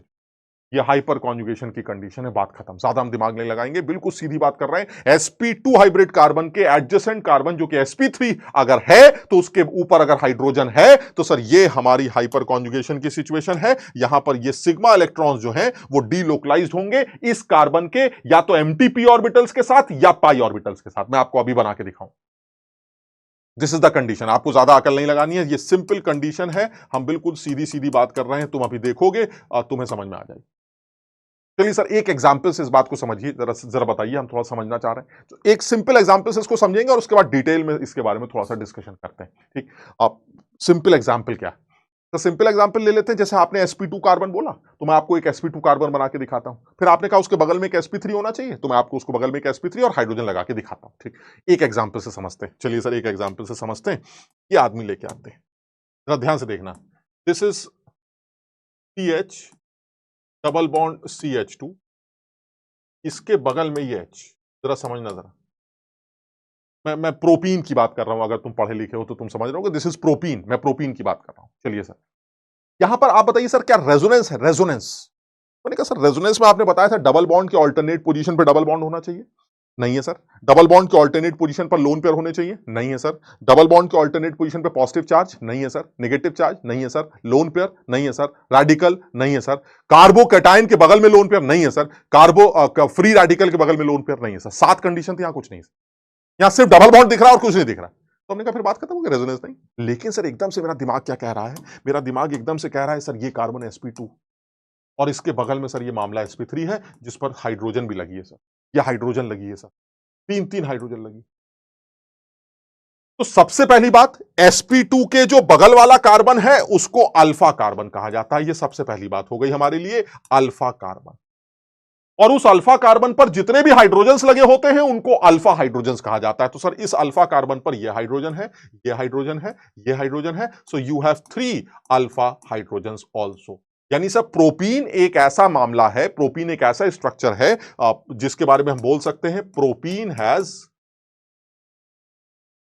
3 अल्फा हाइड्रोजन एटम्स। चलिए सीखे सर, अभी और पहले इसी अल्फा हाइड्रोजन के बारे में एक दो बात और कर लेते हैं। जल्दी से बताओ अल्फा हाइड्रोजन, क्योंकि ये भी पहचानने में आईआईटी के एडवांस लेवल पर सवाल पूछा गया था कि कितने अल्फा हाइड्रोजन है। जल्दी से सोच के बताओ, इस आदमी में कितने अल्फा हाइड्रोजन है, इस आदमी में कितने अल्फा हाइड्रोजन हैं, इस आदमी में कितने अल्फा हाइड्रोजन हैं। जल्दी से सोच के बताओ इन सब में कितने कितने अल्फा हाइड्रोजन हैं। जल्दी जल्दी सोचो और जवाब दो कि इन चारों लोगों में अल्फा हाइड्रोजन का बढ़ता हुआ सीक्वेंस क्या। ऐसे मान लो आप यहां पर चेक कर लेते हैं, नंबर ऑफ अल्फा हाइड्रोजन। सवाल ले लेते हैं, नंबर ऑफ अल्फा हाइड्रोजन। जल्दी से बताओ भाई, ये ए है, ये बी है, ये सी है और ये डी है। जल्दी से बताइए अल्फा हाइड्रोजन का सीक्वेंस क्या है। तो देखिए ऐसा है, सबसे पहले वाले की बात करते हैं, इस सबसे पहले डी की बात करते हैं। डी वाले में देखें, क्या ये sp2 है कार्बन? हाँ सर, ये वाला कार्बन है sp2, ये भी बगल में भी sp2 है सर। अब क्या बताया गया था सर, sp2 के बगल में sp3 हाइड्रोजन, कार्बन पर हाइड्रोजन। सर sp2 ये है, ये बगल में sp3 कार्बन है, देख रहे हो, इस sp3 कार्बन पर 3 हाइड्रोजन। तो 3 अल्फा हाइड्रोजन यहां है, 3 अल्फा हाइड्रोजन यहां है, 3 अल्फा हाइड्रोजन यहां है और 3 अल्फा हाइड्रोजन यहां है। कुल मिला के देखा जाए तो इसके पास 12 अल्फा हाइड्रोजन। समझो बात को, यानी sp2 कार्बन के बगल वाले sp3 पर जितने भी हाइड्रोजन हैं दे आर अल्फा हाइड्रोजन। ठीक, तो इसके पास 12 अल्फा हाइड्रोजन। ऐसे आते जरा सेकंड वाले, अब इस पहले वाले इसको देखते हैं। सर ये वाला कार्बन sp2 है, ये भी sp2 है, इस sp2 के बगल वाला sp3 है, ये sp3। कितनी हाइड्रोजन है सर? एक ही हाइड्रोजन। इस sp2 के बगल वाला, इस sp2 के बगल वाला sp3 ये है, इस पर कितनी हाइड्रोजन है? इस पर सर 2 ही हाइड्रोजन। तो यानी कुल मिला के अगर देखें तो कितनी अल्फा हाइड्रोजन है सर? इसके पास 3 अल्फा हाइड्रोजन। क्लियर? इधर आते हैं सर, ये sp2 है, इस sp2 के ऊपर 2 अल्फा हाइड्रोजन। बहुत बढ़िया सर, ये नीचे भी sp2 है, इससे लगे भी 2 अल्फा हाइड्रोजन। आप चेक कर लीजिए, कुल मिला के इसके पास टोटल 4 अल्फा हाइड्रोजन ही हैं। sp2 के बगल वाले sp3 पर चेक करना है, आप समझ रहे बात को। sp2 के बगल वाले sp3 पर कितने हाइड्रोजन है? सर ये sp2 है, इस sp2 के बगल वाला sp3 कौन सा है सर? ऊपर भी है, बगल में भी है। यहां कितने हाइड्रोजन है भाई साहब? यहां 3 हाइड्रोजन है, देख रहे हो cs3। और इसके बगल वाले sp3 पर इधर की तरफ 2 हाइड्रोजन। ऐसे नीचे वाले sp2 के रेस्पेक्ट में ये वाला जो sp3 है इस पर भी 3 हाइड्रोजन है और इस sp2 के इधर वाले sp3 पर भी 2 हाइड्रोजन है। कुल मिला के देखें तो 6 और 4 10, इसकी 10 अल्फा हाइड्रोजन। यानी अगर मैं चेक करूं तो सबसे ज्यादा अल्फा हाइड्रोजन कहां दिखाई देते हैं? सबसे ज्यादा अल्फा हाइड्रोजन मुझे डी में दिखाई देते हैं, उसके बाद मुझे सी में दिखाई देते हैं, उसके बाद मुझे बी में दिखाई देते हैं और सबसे कम अल्फा हाइड्रोजन मुझे ए में दिखाई देते हैं। ये अल्फा हाइड्रोजन का ऑर्डर होना, नंबर ऑफ अल्फा हाइड्रोजन। बाकी मुझे अभी कुछ निकालना नहीं सीखना है कि अल्फा हाइड्रोजन ज्यादा है तो क्या होता है, अभी हम सीखेंगे क्या होता है। लेकिन अल्फा हाइड्रोजन को ही पहचानना सबसे पहले सीख लिया कि sp2 हाइब्रिड कार्बन के बगल वाले sp3 पर जितने भी हाइड्रोजन होते हैं वो अल्फा हाइड्रोजन होते हैं, इसमें कोई केमिस्ट्री नहीं। ठीक है, चलिए सर अल्फा हाइड्रोजन आ गए। अब जरा जरा हाइपर कॉन्जुगेशन की बात करिए। अल्फा हाइड्रोजन से तो इसका मतलब हाइपर कॉन्जुगेशन भी है, तो आप जरा उसी प्रोपीन से मुझे जरा समझाइए कि यहां पर हाइपर कॉन्जुगेशन है तो क्या हो रहा है, कैसे हो रहा है, उससे हाइपर कॉन्जुगेशन हो कैसे रहा है, सिग्मा इलेक्ट्रॉन्स का डीलोकलाइजेशन कैसे हो रहा है, जरा चेक करते हैं। ये देखना जरा, ये हमने फिर से प्रोपीन बना ली, ये प्रोपीन। ठीक, अच्छा अब आप इसको फिर से चेक करके देखते हैं। अब आप दिखाई दे रहा है भाई, ये सिग्मा इलेक्ट्रॉन्स हैं और इसके sp2 के बगल वाले sp3 पर H भी लगे, तो sir it has 3 alpha hydrogen. sp2 के बगल वाला कार्बन ये है, उस पर 3 हाइड्रोजन है, इट हैज 3 अल्फा हाइड्रोजन। ठीक सर, अब हाइपर कॉन्जुगेशन है कंडीशन तो है, sp2 के बगल में sp3 है और उस पर हाइड्रोजन भी है। लेकिन सर हाइपर कॉन्जुगेबल स्ट्रक्चर्स कैसे बनेंगे? तो आप जरा समझिएगा, ये सिग्मा इलेक्ट्रॉन्स है और ये पाई इलेक्ट्रॉन्स। तो सर इन सिग्मा इलेक्ट्रॉन्स का इन पाई इलेक्ट्रॉन्स के साथ डीलोकलाइजेशन आपको दिखाई देगा। सिग्मा इलेक्ट्रॉन्स का पाई इलेक्ट्रॉन्स के साथ डीलोकलाइजेशन दिखाई देगा। कैसे दिखाई देगा जरा देखते हैं। तो देखिए तरीका क्या बनाया गया है? तरीका ये बनाया गया है कि सबसे पहले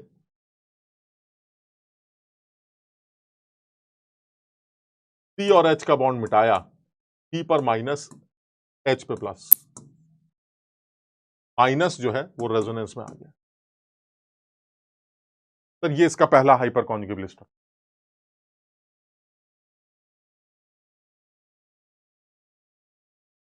कैसे बन रहा है? सर ये जो सिग्मा इलेक्ट्रॉन्स है, ये सिग्मा इलेक्ट्रॉन्स रेजोनेंस में,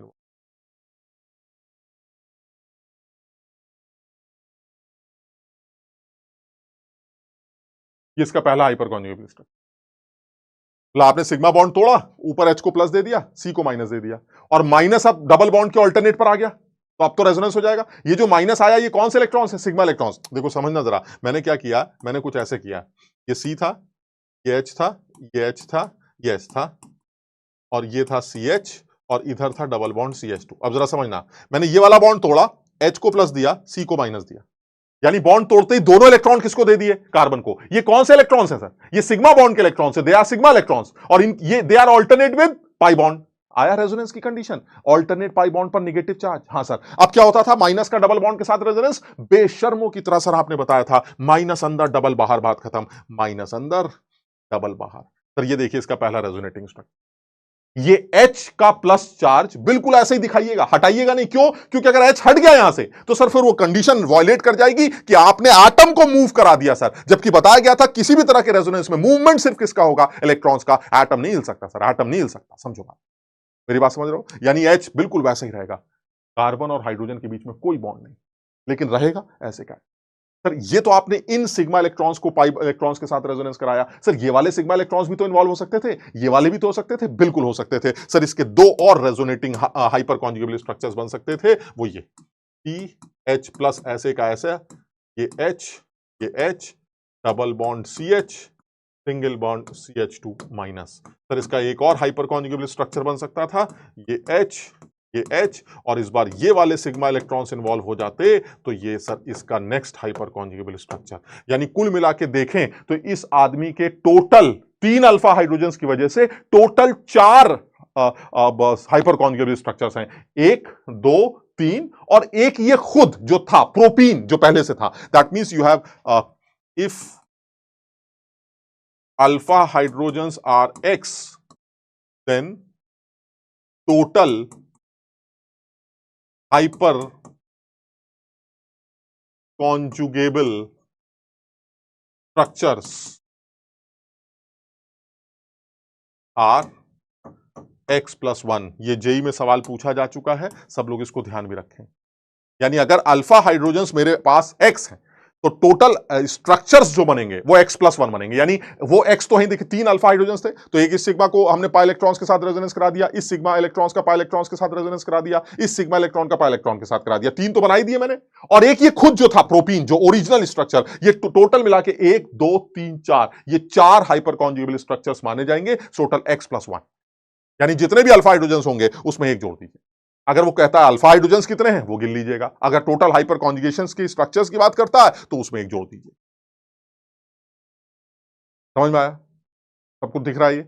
अच्छा, इसमें तुम अगर गौर से देख पा रहे हो तो तुम ये देख पा रहे होगे कि सिग्मा इलेक्ट्रॉन्स जब पाई इलेक्ट्रॉन्स के साथ रेजोनेंस कर रहे हैं, आप पी ऑर्बिटल्स के साथ रेजोनेंस कर रहे हैं, अगर तुम्हें जरा सा भी डाउट आ रहा है तो मैं तुम्हें इसका एक ऑर्बिटल डायग्राम बना के दिखा सकता हूं। ये कार्बन जो कि sp3 था, ये कुछ ऐसा था।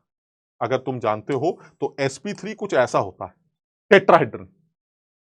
तो ये वाला जो इलेक्ट्रॉन हाइड्रोजन था सर, ये हमारे सिग्मा इलेक्ट्रॉन्स थे, ये हाइड्रोजन के साथ सिग्मा इलेक्ट्रॉन्स थे, और यहां पर भी हाइड्रोजन के साथ मेरे ये सिग्मा इलेक्ट्रॉन्स थे सर। ये तीनों हाइड्रोजन के साथ सिग्मा इलेक्ट्रॉन्स हैं। और सर अगर आप ध्यान से देखें तो इसके बगल वाला जो कार्बन, वो कार्बन sp2 था। हाँ बिल्कुल सही था, sp2 था। तो sp2 था तो सर देखिए उसका उसका जो स्ट्रक्चर आप बनाएंगे वो कुछ ऐसा था।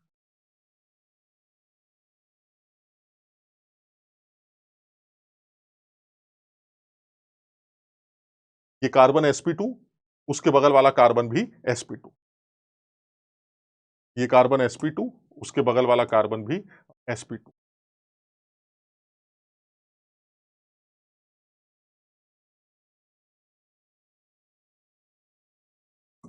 ये हाइड्रोजन आ गई, ये आपका सिग्मा बॉन्ड बन गया, इसके साथ 2 हाइड्रोजन लगी थी, वो भी सिग्मा बॉन्ड बन गया, बहुत बढ़िया, ये सब सिग्मा बॉन्ड बन गए।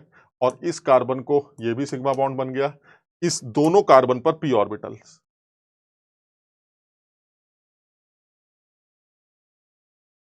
और इन लोगों ने कर रखी थी पाई बॉन्डिंग। तो अब जो आप दिखा रहे हैं वो है सिग्मा इलेक्ट्रॉन्स का p ऑर्बिटल्स, पाई ऑर्बिटल्स के साथ ओवरलैपिंग। सर ये ओवरलैपिंग हो, और ये वाले पाई बॉन्ड नहीं, यानी ये वाले इलेक्ट्रॉन्स जो है, ये वाला जो p ऑर्बिटल है, sp3 ऑर्बिटल है, वो इस p ऑर्बिटल के साथ ओवरलैप करने लगेगा, और यहां पर जो 2 इलेक्ट्रॉन्स है, वो 2 इलेक्ट्रॉन्स इस कार्बन के पास वापस चले जाएंगे, तो इस कार्बन पर माइनस आ जाएगा, इन दोनों के बीच में पाई बॉन्ड बन जाएगा। देख रहे हैं सिग्मा इलेक्ट्रॉन्स और पाई इलेक्ट्रॉन्स का डीलोकलाइजेशन है, यानी आप देखिए किसके ऊपर माइनस आएगा, सर इस वाले कार्बन के साथ पाई बॉन्ड बन जाएगा और इस वाले कार्बन पर माइनस आ जाएगा। ये देखिए, यानी ये जो सिग्मा इलेक्ट्रॉन्स थे वो दोनों के दोनों किसके पास आ गए, इस कार्बन के पास, और जैसे ही वो इस कार्बन के पास आए, इसका p ऑर्बिटल एम्प्टी हो गया, इसका p, और यानी जैसे ये दोनों इलेक्ट्रॉन्स, ये जो 2 शेयर्ड इलेक्ट्रॉन्स हैं, ये दोनों इलेक्ट्रॉन जब इस कार्बन के पास आएंगे तो इसका ये वाला p ऑर्बिटल खाली हो जाएगा, और ये खाली p ऑर्बिटल जो है वो इन सिग्मा इलेक्ट्रॉन्स के साथ, सिग्मा ऑर्बिटल्स के साथ ओवरलैप कर जाएगा, यानी इनके बीच में पाई बॉन्ड बन जाएगा। Now this is what, this is delocalization of sigma electrons with pi electrons और पाई ऑर्बिटल। समझ पा रहे हो बात को? यानी अब हालांकि इतना समझने की जरूरत नहीं है, बहुत सीधी सी बात कर रहे हैं, यानी अल्टीमेटली जो कंडीशन दी गई है वो यही है कि sp2 हाइब्रिड कार्बन होना चाहिए, उस sp2 हाइब्रिड कार्बन के बगल वाला कार्बन sp3 होना चाहिए जिस पर हाइड्रोजन हो, दैट मींस ये सिग्मा इलेक्ट्रॉन्स मुझे दिखाई दे, so they are actually pi electrons या पाई ऑर्बिटल जैसा बोलना है, and they are sigma electrons.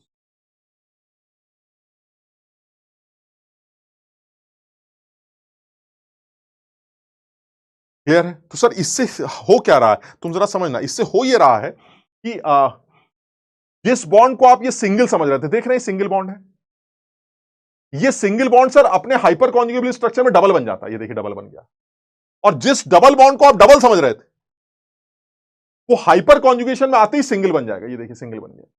ध्यान से देखना जरा, यानी जो डबल बॉन्ड्स हाइपर कॉन्जुगेशन में इन्वॉल्व हैं वो एक्चुअली सिंगल बनने जा रहे हैं,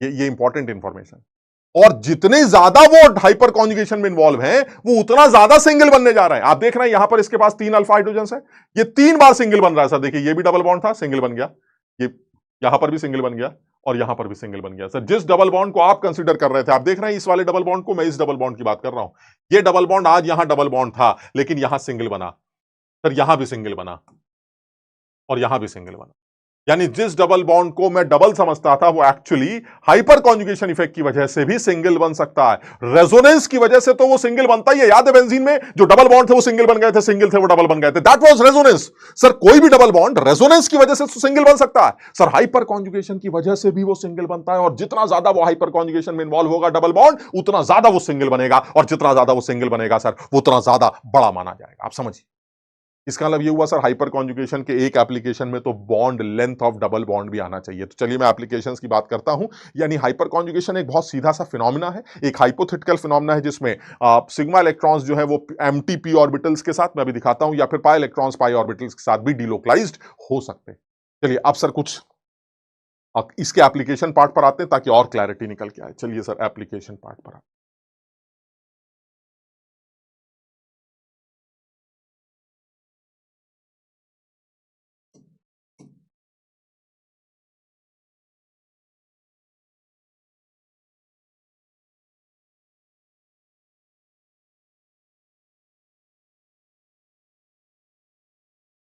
एप्लीकेशन पार्ट पर आते हैं, सबसे पहली बात करते हैं stability of alkene.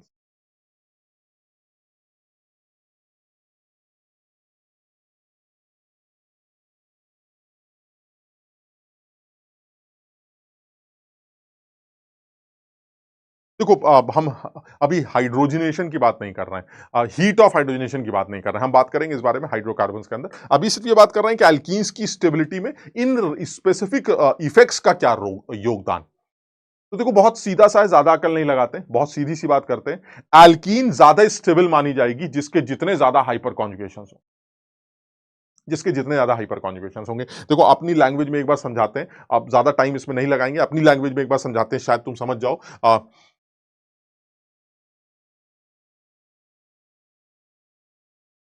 More the involvement of double bond in resonance, और स्टेबल द एल्कीन। ये तो रेजोनेंस की बात हो गई। दूसरी बात, more the involvement of double bond in hyper conjugation, more stable the alkene. मैं अभी आपको इसको एक्सप्लेन करके बताता हूं, ऐसा मैं क्यों कह रहा हूं, समझना। मैं ऐसा इसलिए कह रहा हूं, जनरली एल्कीन्स की जो स्टेबिलिटी है वो हाइड्रोजिनेशन रिएक्शन से प्रिडिक्ट की जाती है जनरली। यानी कहने का मतलब ये हुआ, जैसे मान लीजिए ये कार्बन कार्बन का डबल बॉन्ड, ठीक। तो मैं ये पूछूं कि ये स्टेबल है या कम स्टेबल है, तो करते क्या है, मैं इससे पूछता हूं कि क्या तुम हाइड्रोजिनेट होना चाहते हो। हाइड्रोजिनेट का मतलब है हाइड्रोजन जो है वो सेम डायरेक्शन से इन कार्बन पे जुड़ जाए, और जुड़कर, जैसे मान लीजिए यहां पर कुछ लगा हुआ, तो सेम,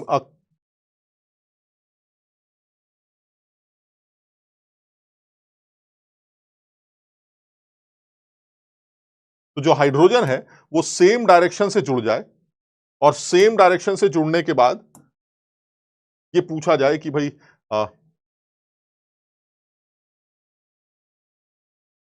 ये ये मान लीजिए एल्कीन थी, तो आपने दोनों हाइड्रोजन को सेम डायरेक्शन से जोड़ा। जब दोनों हाइड्रोजन आसानी से सेम डायरेक्शन से जुड़ जाएंगी, तो जो शक्ल दिखाई देगी वो कैसी दिखाई देगी एल्कीन की, यहां आ जाएगा सिंगल बॉन्ड, और यहां आपकी दोनों हाइड्रोजन जाके जुड़ जाएंगे। सर ये देखिए, दोनों हाइड्रोजन जुड़ गए। तो जो ये प्रोसेस जितना ज्यादा आसान होगा, ये प्रोसेस जितना ज्यादा आसान होगा, उतना ज्यादा वो डबल बॉन्ड स्टेबल माना जाए, अनस्टेबल माना जाए। यानी जो एल्कीन जितनी आसानी से हाइड्रोजिनेट हो सकती, वो उतनी खराब एल्कीन। और जो ये एल्कीन कहेगी नहीं मैं तो नहीं होती हाइड्रोजिनेट, मुझे तो हाइड्रोजिनेट आप नहीं कर पाएंगे, तो ऐसे में वो एल्कीन स्टेबल एल्कीन मानी जाती। मैंने कहा देखिए सर, अब इसमें हम समझ नहीं पा रहे हैं, किसी भी डबल बॉन्ड को ले लीजिए सर, दोनों हाइड्रोजन आसानी से जुड़ जाएंगे, इसमें परेशानी आपको क्या आ रही है। आप जितनी आसानी से जुड़ेंगे सर उतनी एल्कीन अनस्टेबल मानी जाएगी। लेकिन हमें तो लगता है कोई भी एल्कीन आसानी से हाइड्रोजनेट हो सकती है। तो उसने कहा नहीं, ऐसा नहीं। ऐसा भी तो हो सकता है कि जिस डबल बॉन्ड को आप हाइड्रोजनेट करने जा रहे हैं वो हाइड्रोजनेट होने के लिए वहां हो ही ना, डबल बॉन्ड गायब हो गया। मैंने कहा मतलब, कहने सर अभी तो आपने बताया था कि जो एल्कीन्स हाइपर कॉन्जुगेशन में आती हैं उनके डबल बॉन्ड सिंगल बन जाते हैं।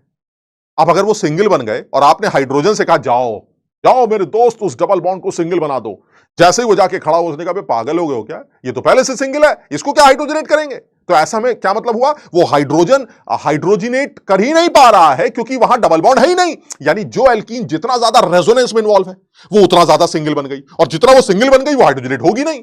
और जो एल्कीन जितना ज्यादा हाइपर कॉन्जुगेशन में इन्वॉल्व है वो उतना ज्यादा सिंगल बन गई, और जितना ज्यादा वो सिंगल बन गई वो वहां है ही नहीं, तो वो हाइड्रोजनेट ही नहीं होगी। यानी मेरे कहने का मतलब है, जो भी डबल बॉन्ड्स रेजोनेंस में इन्वॉल्व हैं, या जो डबल बॉन्ड्स ज्यादा हाइपर कॉन्जुगेशन में इन्वॉल्व हैं, उनको हाइड्रोजिनेट करना इसलिए मुश्किल है क्योंकि हाइड्रोजन कंफ्यूज हो गया है कि जिसको हाइड्रोजिनेट करना है वो तो है ही नहीं। तो ऐसे में उस एल्कीन की स्टेबिलिटी बढ़ जाती है।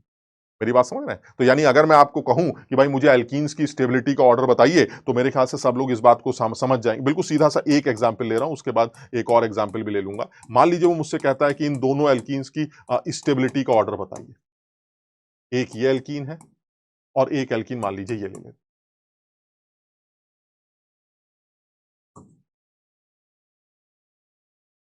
वो कह रहा है इन दोनों एल्कीन्स की स्टेबिलिटी का ऑर्डर बताइए। तो देखिए साफ समझ में आता है सर, करना क्या है, सर करना ये हाइड्रोजन को मारेंगे इसके ऊपर, ऐसे यहां पर हाइड्रोजन को मारेंगे इसके ऊपर। सर लेकिन जब हाइड्रोजन यहां जाएगा वो क्या बोलेगा, कह रहा है किसको हाइड्रोजनेट करें, यहां तो डबल बॉन्ड है ही नहीं। क्यों, क्योंकि सर इसके 12 अल्फा हाइड्रोजन है सर। 12 अल्फा हाइड्रोजन्स की वजह से ये अपने 13 अल्फा हाइपर कॉन्जुगेबल स्ट्रक्चर्स बनाएगा सर। ये डबल बॉन्ड 12 बार रेजोनेंस में इन्वॉल्व होगा सर। इसका पाई इलेक्ट्रॉन्स 12 बार रेजोनेंस में इन्वॉल्व होगा और वो सिंगल बनता जाएगा। याद है, सिग्मा इलेक्ट्रॉन्स का पाई इलेक्ट्रॉन्स के साथ डीलोकलाइजेशन होगा सर। उन हाइपर कॉन्जुगेशंस की वजह से डबल बॉन्ड क्या बनता जाएगा? सिंगल। क्योंकि आपने देखा था सर, हर हाइपर कॉन्जुगेशन में जो डबल बॉन्ड है वो क्या बन जाता था सर? ये डबल बॉन्ड टूटकर सिंगल बन जाता था। यानी जिसको आप पहले डबल बॉन्ड समझा करते थे वो एक्चुअली सिंगल बन जाता था। ये देख रहे हैं डबल बॉन्ड, वो देखिए डबल बॉन्ड सिंगल बन गया, सिंगल बन गया, सिंगल बन गया। जितना ज्यादा हाइपर कॉन्जुगेशन में आपका डबल बॉन्ड इन्वॉल्व होगा सर, वो उतना ज्यादा सिंगल बनेगा, और जितना ज्यादा सिंगल बनेगा उसको हाइड्रोजनेट करने के लिए हाइड्रोजन उतना ही कंफ्यूज रहेगा, क्या क्या पता नहीं कहां भेज दिया, यहां तो डबल बॉन्ड है ही नहीं, तो हाइड्रोजनेट किसको करेंगे? So that means it has 12 alpha hydrogen. देख रहे हो, इसके 12 अल्फा हाइड्रोजन्स हैं एंड इट हैज ओनली 3 3 3 3 6। इसके 6 अल्फा हाइड्रोजन्स हैं, तो साफ दिखाई देता है 12 अल्फा हाइड्रोजन्स की वजह से ये एल्कीन ज्यादा स्टेबल होगी एज कंपेयर टू दिस। समझ पा रहे हो बात को? चलिए जल्दी से एक और एग्जांपल ले लेते हैं।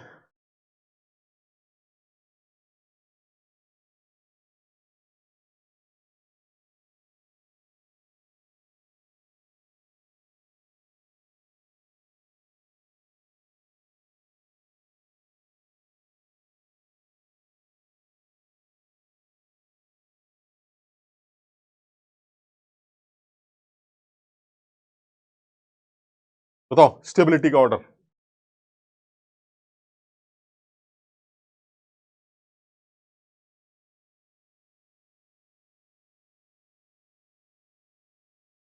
इसमें तो कुछ करना ही नहीं है सर। सबसे पहला वाला तो सोचना ही नहीं है, सबसे पहले तो ए आएगा।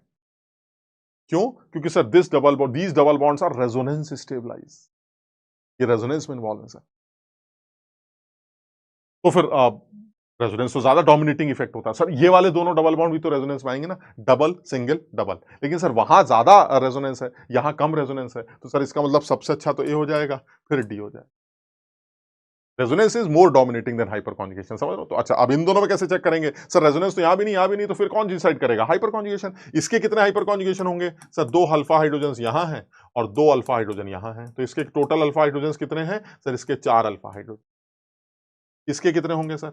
ये sp2 है, 3 ऊपर होंगे, 2 इधर होंगे, 3 इधर होंगे, 2 इधर होंगे। समझ पा रहे हो मेरी बात को?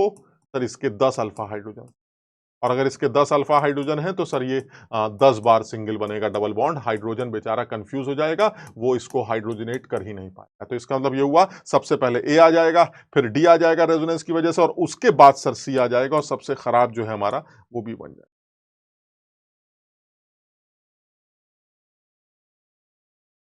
यानी जो एल्कीन रेजोनेंस की वजह से सिंगल बन रही है वो ज्यादा स्टेबल, जो हाइपर कॉन्जुगेशन की वजह से बन रही है वो कम स्टेबल। तो अगर आपको रेजोनेंस दिखाई दे रहा है तो पहले रेजोनेंस वालों को अलग कर लेते हैं। जहां ज्यादा रेजोनेंस हो रहा है सर वो ज्यादा स्टेबल, जहां कम रेजोनेंस हो रहा है वो कम स्टेबल।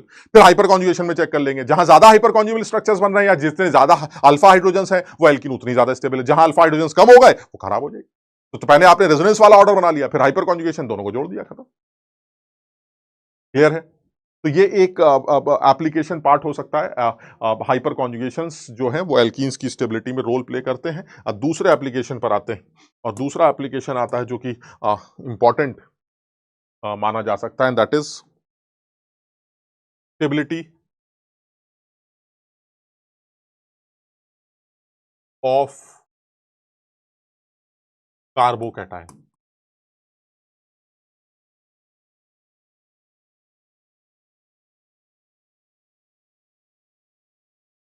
कार्बोकैटायंस की स्टेबिलिटी, मैंने कहा कार्बोकैटायंस की स्टेबिलिटी में इंडक्टिव की बारे में बात सुनी थी हमने, रेजोनेंस की भी बात हो सकती है, वो भी अभी हम यहां मिलाकर ही देखेंगे। हाइपर कॉन्जुगेशन कार्बोकैटायन की स्टेबिलिटी में हाइपर कॉन्जुगेशन क्या करेगा? तो पहले जरा चेक करते हैं कार्बोकैटायन दिखता कैसे है। ये देखिए जरा, ये कार्बन, इस कार्बन पर प्लस, और इसके बगल में एक कार्बन मान लीजिए जिस पे लगे हैं हाइड्रोजन। क्या आप देख पा रहे हैं जिस कार्बन पे प्लस है वो sp2 हाइब्रिड है? हाँ सर बिल्कुल। और ये वाला कार्बन sp3 है? हाँ सर। ये सिग्मा इलेक्ट्रॉन्स है? बिल्कुल। अरे वाह सर, ये तो हाइपर कॉन्जुगेशन की सिचुएशन है। sp2 हाइब्रिड कार्बन के बगल वाले sp3 पर हाइड्रोजन दिखते हैं। Sir this is a condition of hyperconjugation, so this carbocation is involved in the hyperconjugation, this stable due to hyperconjugation. तो लेकिन आपने हाइपर कॉन्जुगेशन की डेफिनेशन में बताया था कि सिग्मा इलेक्ट्रॉन्स का डीलोकलाइजेशन पी ऑर्बिटल्स के साथ या फिर पाई ऑर्बिटल्स के साथ होना चाहिए। सर यहां क्या है? Empty P orbital. आप देख रहे हैं दिस इज sp2, इसका मतलब एक अनशेयर्ड पी ऑर्बिटल है इसके पास जिसने शेयरिंग में इन्वॉल्व नहीं था, प्योर पी एटॉमिक ऑर्बिटल। अगर मैं इसका ऑर्बिटल डायग्राम बनाऊं तो भी बना सकता हूं। अगर इस पहले वाले कार्बन को देखो तो इस पहले वाले कार्बन का हाइब्रिडाइजेशन sp3, बिल्कुल सही है सर, दिस इज sp3। इस वाले कार्बन का sp2, ये लीजिए sp2, और इसका एक पी ऑर्बिटल बिल्कुल वेकेंट है सर, बिल्कुल वेकेंट पी ऑर्बिटल, ये खाली। तो दिस इज पॉजिटिव चार्ज, और ये सारे आपके sigma electrons, sigma bonds, hydrogen के साथ, हाइड्रोजन के साथ, इनके साथ आपस में, इनका आपस में हाइड्रोजन के साथ, इनका आपस में हाइड्रोजन के साथ, इनका आपस में हाइड्रोजन के साथ, and they are what, they are sigma electrons, sigma electron. और ये क्या है, this is empty P orbital. बस खत्म। तो इसका मतलब सर यहां पर भी हाइपर कॉन्जुगेशन की सिचुएशन दिखाई देती है सर। यहां पर भी ये जो सिग्मा इलेक्ट्रॉन्स हैं सर वो एम्प्टी पी ऑर्बिटल्स के अंदर डीलोकलाइज्ड हो सकते हैं, बिल्कुल हो सकते हैं। तो ऐसे में सर ये भी हाइपर कॉन्जुगेशन की सिचुएशन है, और अगर ऐसा हुआ तो सर इनके बीच में पाई बॉन्ड बन जाएगा, बिल्कुल सही है। तो इसके अलावा अगर मैं इसके हाइपर कॉन्जुगेबल स्ट्रक्चर्स बनाना चाहूं तो बिल्कुल वैसे ही बन जाएंगे सर जैसे बनाने चाहिए थे। आप देखें तो इसका जो पहला हाइपर कॉन्जुगेबल स्ट्रक्चर होगा वो कैसा बनेगा सर, सी एच पर प्लस, ये बचे हुए दोनों हाइड्रोजन, और पाई बॉन्ड किसके बीच में बना सर, अब इन दोनों के बीच में पाई बॉन्ड बन गया। दूसरा बनाओ जरा हाइपर कॉन्जुगेबल स्ट्रक्चर सर। दूसरा हाइपर कॉन्जुगेबल स्ट्रक्चर में सर ये वाला एच इन्वॉल्व कर लीजिएगा, इन सिग्मा इलेक्ट्रॉन्स को इन्वॉल्व कर लीजिएगा, क्या आ गया सी। और तीसरा बनाना चाहें तो नीचे वाले एच को इन्वॉल्व कर, सिग्मा इलेक्ट्रॉन्स को इन्वॉल्व कर लीजिएगा। तो कार्बन हाइड्रोजन के बीच में कोई बॉन्ड तो नहीं है जैसे अभी आपने एल्कीन में बनाया था सर, इसलिए इसको नो बॉन्ड रेजोनेंस के बारे में के नाम से भी जाना जाता है। यानी जो हाइपर कॉन्जुगेशन है उसे नो बॉन्ड रेजोनेंस भी कहते हैं, कार्बन और हाइड्रोजन के बीच में, ऐसे जैसे एल्कीन में भी था। तो आप यानी हाइपर कॉन्जुगेशन के दूसरे नाम की बात कर रहा हूं, this is also called no bond resonance. तो आप इसको हाइपर कॉन्जुगेशन इफेक्ट बोले, या फिर नो बॉन्ड रेजोनेंस बोले, या फिर इसको बेकर नाथन इफेक्ट बोले, सब एक ही है। बकवास, पता नहीं क्या नाम, ये तीनों नाम एक ही। तो मैं ये बताना चाह रहा हूं कि सर इस बार अगर आप ध्यान से देखें तो कार्बोकैटायंस जो आपने बनाया है उस कार्बोकैटायन की स्टेबिलिटी में इस हाइपर कॉन्जुगेशन का हाथ कैसे, सर हाथ कैसे, मुझे समझ में नहीं आ रहा है। मैं ये समझ गया कि हाइपर कॉन्जुगेशन है, चलिए सही, सब हाथ कैसे, इस कार्बोकैटायन की स्टेबिलिटी में क्या हाथ है इस हाइपर कॉन्जुगेशन का। देखिए आप, इस कार्बन पे बोझ है, हाँ बोझ, अब कहां गया, बोझ खत्म हो गया सर, अब अरे बोझ नहीं है, अब यानी ये न जाने सर क्या हो रहा है। वो भी ठीक था सर, थोड़ा सा आराम मिल रहा, लेकिन खत्म नहीं हो रहा था सर, ये खत्म हो रहा है। दिस इज मोर डोमिनेटिंग, यानी इंडक्टिव से ज्यादा डोमिनेटिंग इफेक्ट ये होगा सर। बिल्कुल इसी तरह से कार्बोकेटाइंस की स्टेबिलिटी में रेजोनेंस का भी हाथ है, रेजोनेंस भी इस बोझे को खत्म करता है। मैं अभी दिखाता हूं। मैं ये बताना चाह रहा हूं कि सर हाइपर कॉन्जुगेशन इफेक्ट से इस कार्बोकेटाइन की स्टेबिलिटी बढ़ रही है, क्यों, क्योंकि कार्बोकेटाइन में कार्बन के ऊपर बोझ होता है। ये बोझ इंडक्टिव से कम भी किया जा सकता है और ये खत्म भी किया जा सकता है रेजोनेंस और हाइपर कॉन्जुगेशन इफेक्ट की वजह से। तो अगर आप ध्यान से देखें तो सर यहां ये बोझ खत्म हो रहा है हाइपर कॉन्जुगेशन इफेक्ट की वजह से। जिस कार्बन पर 100 किलो का बोझ है आज उस कार्बन पर कोई बोझ नहीं है सर। इसका मतलब जितने ज्यादा अल्फा हाइड्रोजन होंगे सर ये बोझा उतना ही कम महसूस किया जाएगा। बताओ मेरी बात समझ रहे हो, क्योंकि कोई भी कार्बोकेटाइन जितना ज्यादा हाइपर कॉन्जुगेशन में इन्वॉल्व होगा उसका अल्फा हाइड्रोजन जितने ज्यादा होंगे वो उतना ज्यादा हाइपर कॉन्जुगेशन में इन्वॉल्व होगा, और जितना ज्यादा वो हाइपर कॉन्जुगेशन में इन्वॉल्व होगा उसकी स्टेबिलिटी बढ़ेगी क्योंकि उसके ऊपर बोझ खत्म हो जाएगा। समझ में आई बात। यानी यहां पर भी आप एक लाइन छोटी सी लिख सकते हैं, क्या हो सकती है वो लाइन, वो लाइन बहुत छोटी सी लिख सकते हैं, more the alpha hydrogen atoms more will be the hyperconjugation effect, more the stability of carbocation. समझिए बात।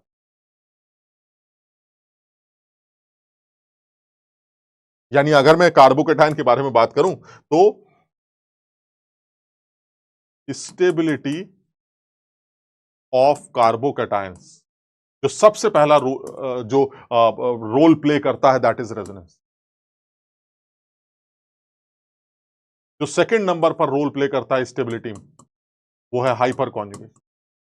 और क्या हवाएं भी करती हैं? हाँ सर, हवाएं भी करती हैं, लेकिन हाँ ठीक है सर, इंडक्टिव भी करता है, लेकिन उतना नहीं है सर।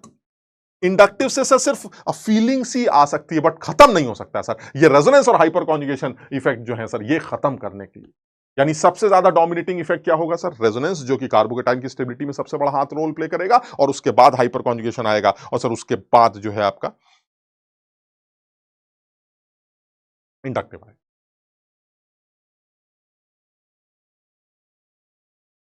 क्लियर है? चलिए सर जरा जल्दी से देख लेते हैं। चलिए देख लेते हैं, स्टेबिलिटी ऑफ कार्बोकेटाइन देख लेते हैं। ये लीजिए सर,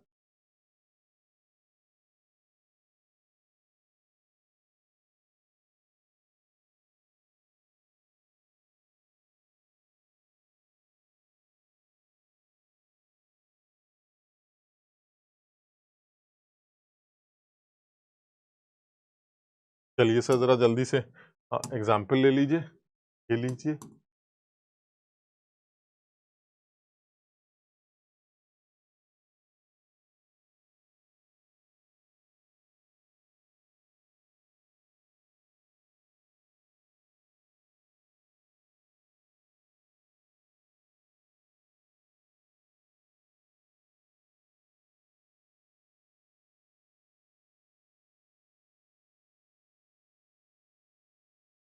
बताओ स्टेबिलिटी ऑफ कार्बोकेटाइन। बहुत अच्छा।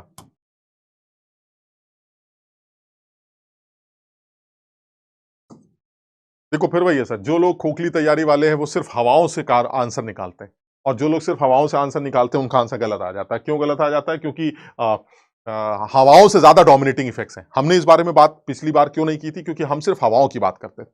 अब हम सारी बातें कर सकते हैं, क्योंकि अब हमें सारे इफेक्ट्स का आइडिया है, तो हम सारे आंसर निकाल सकते हैं। सर पहला वाला कार्बोकेटाइन जो है मुझे स्टेबल दिखता है। क्यों? क्योंकि सर इसकी स्टेबिलिटी हाइपर कॉन्जुगेशन डिफाइन कर, इंडक्टिव भी करती, मना नहीं कर रहा, बट सर डोमिनेटिंग इफेक्ट की अगर आप बात करें तो इस आदमी में अगर आप ध्यान से देखें तो इस आदमी के पास जो है वो 9 अल्फा हाइड्रोजन है। 3 3 3 देख रहे हो, sp2 के बगल वाले 3, sp2 के बगल वाले 3, sp2 के बगल वाले 3, यानी इसके 9 अल्फा हाइड्रोजन। इधर आते हैं सर, इसके सिर्फ यानी दो तरफ है, यानी 6 अल्फा हाइड्रोजन।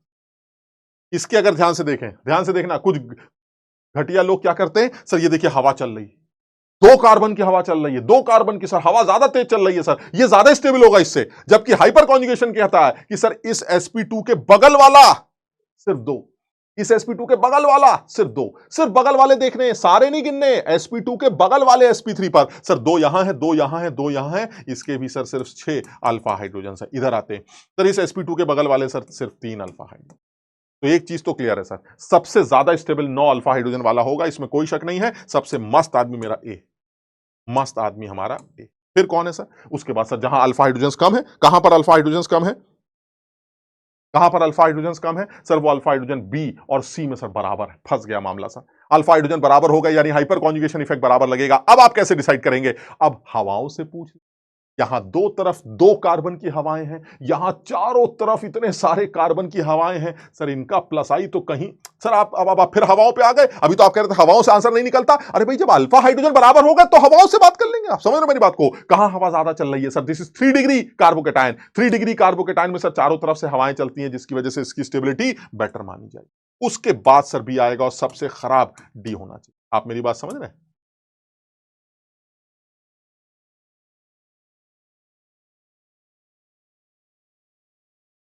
यानी बिल्कुल क्लियर है। मोर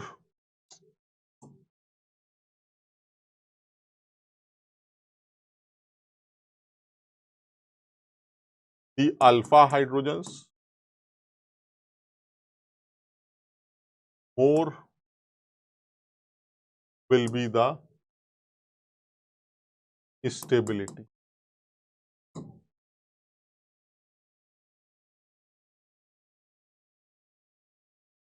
Here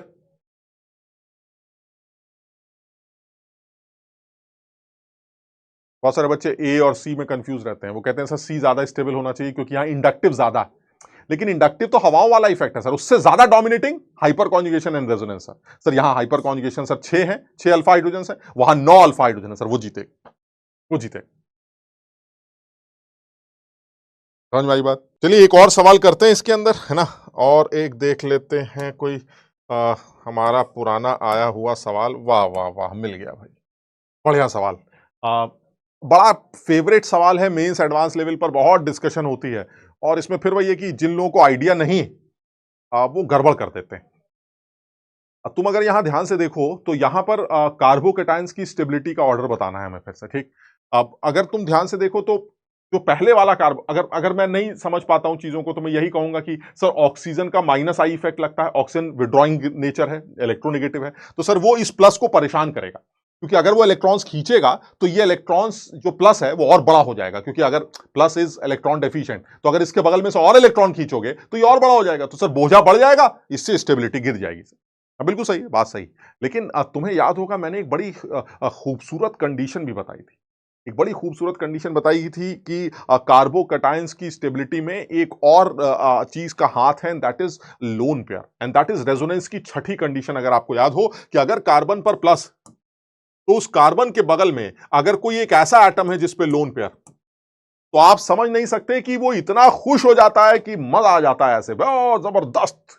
हमने कहा कैसी बातें कर रहे हो, ऑक्सीजन इलेक्ट्रोनेगेटिव है, खींचेगा खींचेगा तो प्लस को परेशान करेगा। अरे हमने कहा छोड़ो तुम खींचना फेंकना, एक असर है जो दिखाई नहीं देता, एंड दैट इज रेजोनेंस। आप देखिए सर, ये रेजोनेंस इफेक्ट है, और ये एक ऐसा रेजोनेंस इफेक्ट है जिसमें आप समझ भी नहीं पा रहे हैं कि कितना खूबसूरत फायदा नजर आ रहा है। आप देखिएगा जरा, इस ऑक्सीजन पे प्लस आ गया, क्या कार्बन का प्लस अब आपको दिखाई दे रहा है? नहीं सर, कार्बन का प्लस तो नहीं दिखाई दे रहा। तो सर ये तो बड़ा अच्छी बात है, सर ये तो बड़ी अच्छी बात हो गई कि सर ये एक ऐसा रेजोनेंस है जिसमें कार्बन का प्लस खत्म हो रहा है, यानी रेजोनेंस इफेक्ट और हाइपर कॉन्जुगेशन इफेक्ट की वजह से पॉजिटिव चार्ज खत्म हो रहा है। बिल्कुल सही है सर, यहां पर रेजोनेंस है सर, और कार्बोकेटायंस को इन लोन पेयर के रेजोनेंस से बहुत फायदा लगता है। इसका रीजन क्या है कि इस प्रोसेस में सिर्फ बॉन्ड फॉर्मेशन दिखाई देती, इस प्रोसेस में कोई भी बॉन्ड ब्रेक नहीं करता। मैं तुम्हें एग्जाम्पल से समझाता हूं। जैसे मान लीजिए मैं आपसे कहूं, जैसे ये वाला सवाल अभी मैं उठाऊंगा दोबारा से, जैसे अगर मान लीजिए मैं आपसे कहूं कि आपके पास एक कार्बोकेटायन, तो देखिए ये,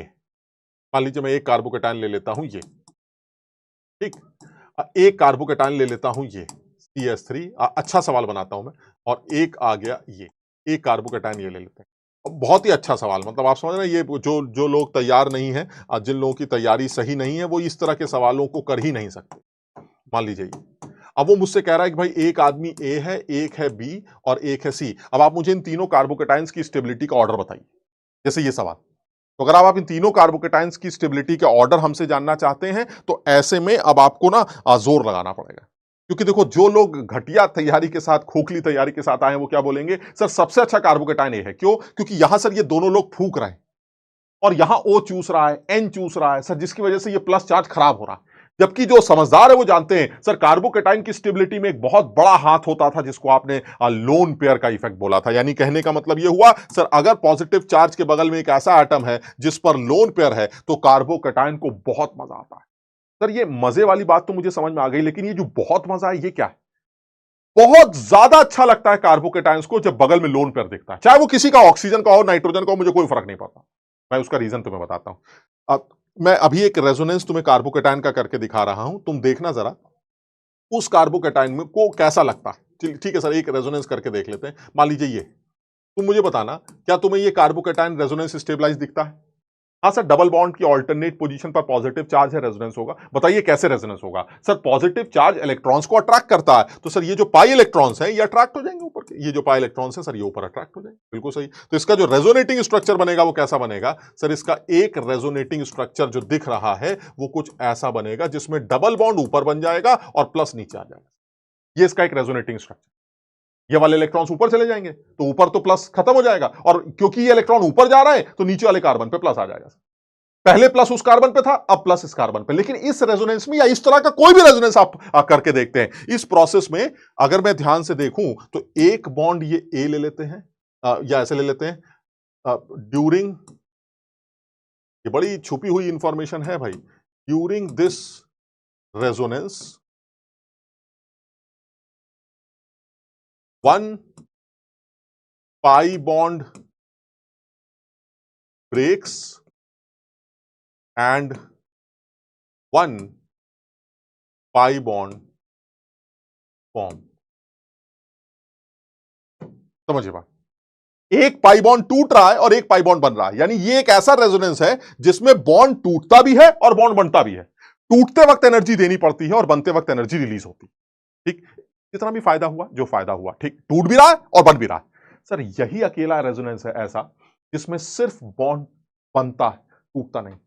आप देख लीजिए सर, अगर मैं इसका रेजोनेटिंग स्ट्रक्चर बनाऊं तो इसका रेजोनेटिंग स्ट्रक्चर कैसे बनेगा sir? Plus charge in electrons को अट्रैक्ट करेगा सर, ये देखिए, प्लस चार्ज इन इलेक्ट्रॉन्स को अट्रैक्ट करेगा, ये देखिए। अब बताइए सर इसमें रेजोनेटिंग स्ट्रक्चर कैसा बनेगा? तो जब आप इसका रेजोनेटिंग स्ट्रक्चर बनाएंगे तो कैसा बनेगा? CH3 O double bond CH2 और O पर क्या आ जाएगा? प्लस। ऐसे ही नीचे देखते हैं सर, नीचे जब आप इसका रेजोनेटिंग स्ट्रक्चर बनाएंगे तो कैसा बनेगा? CH3 NH double bond CH2 और N पर क्या आ जाएगा? प्लस। सर आप देख रहे हैं यहां सिर्फ बॉन्ड बन रहा है, सिर्फ एक बॉन्ड बना, कोई बॉन्ड नहीं टूटा, और बॉन्ड बनता है तो सिर्फ एनर्जी रिलीज होती।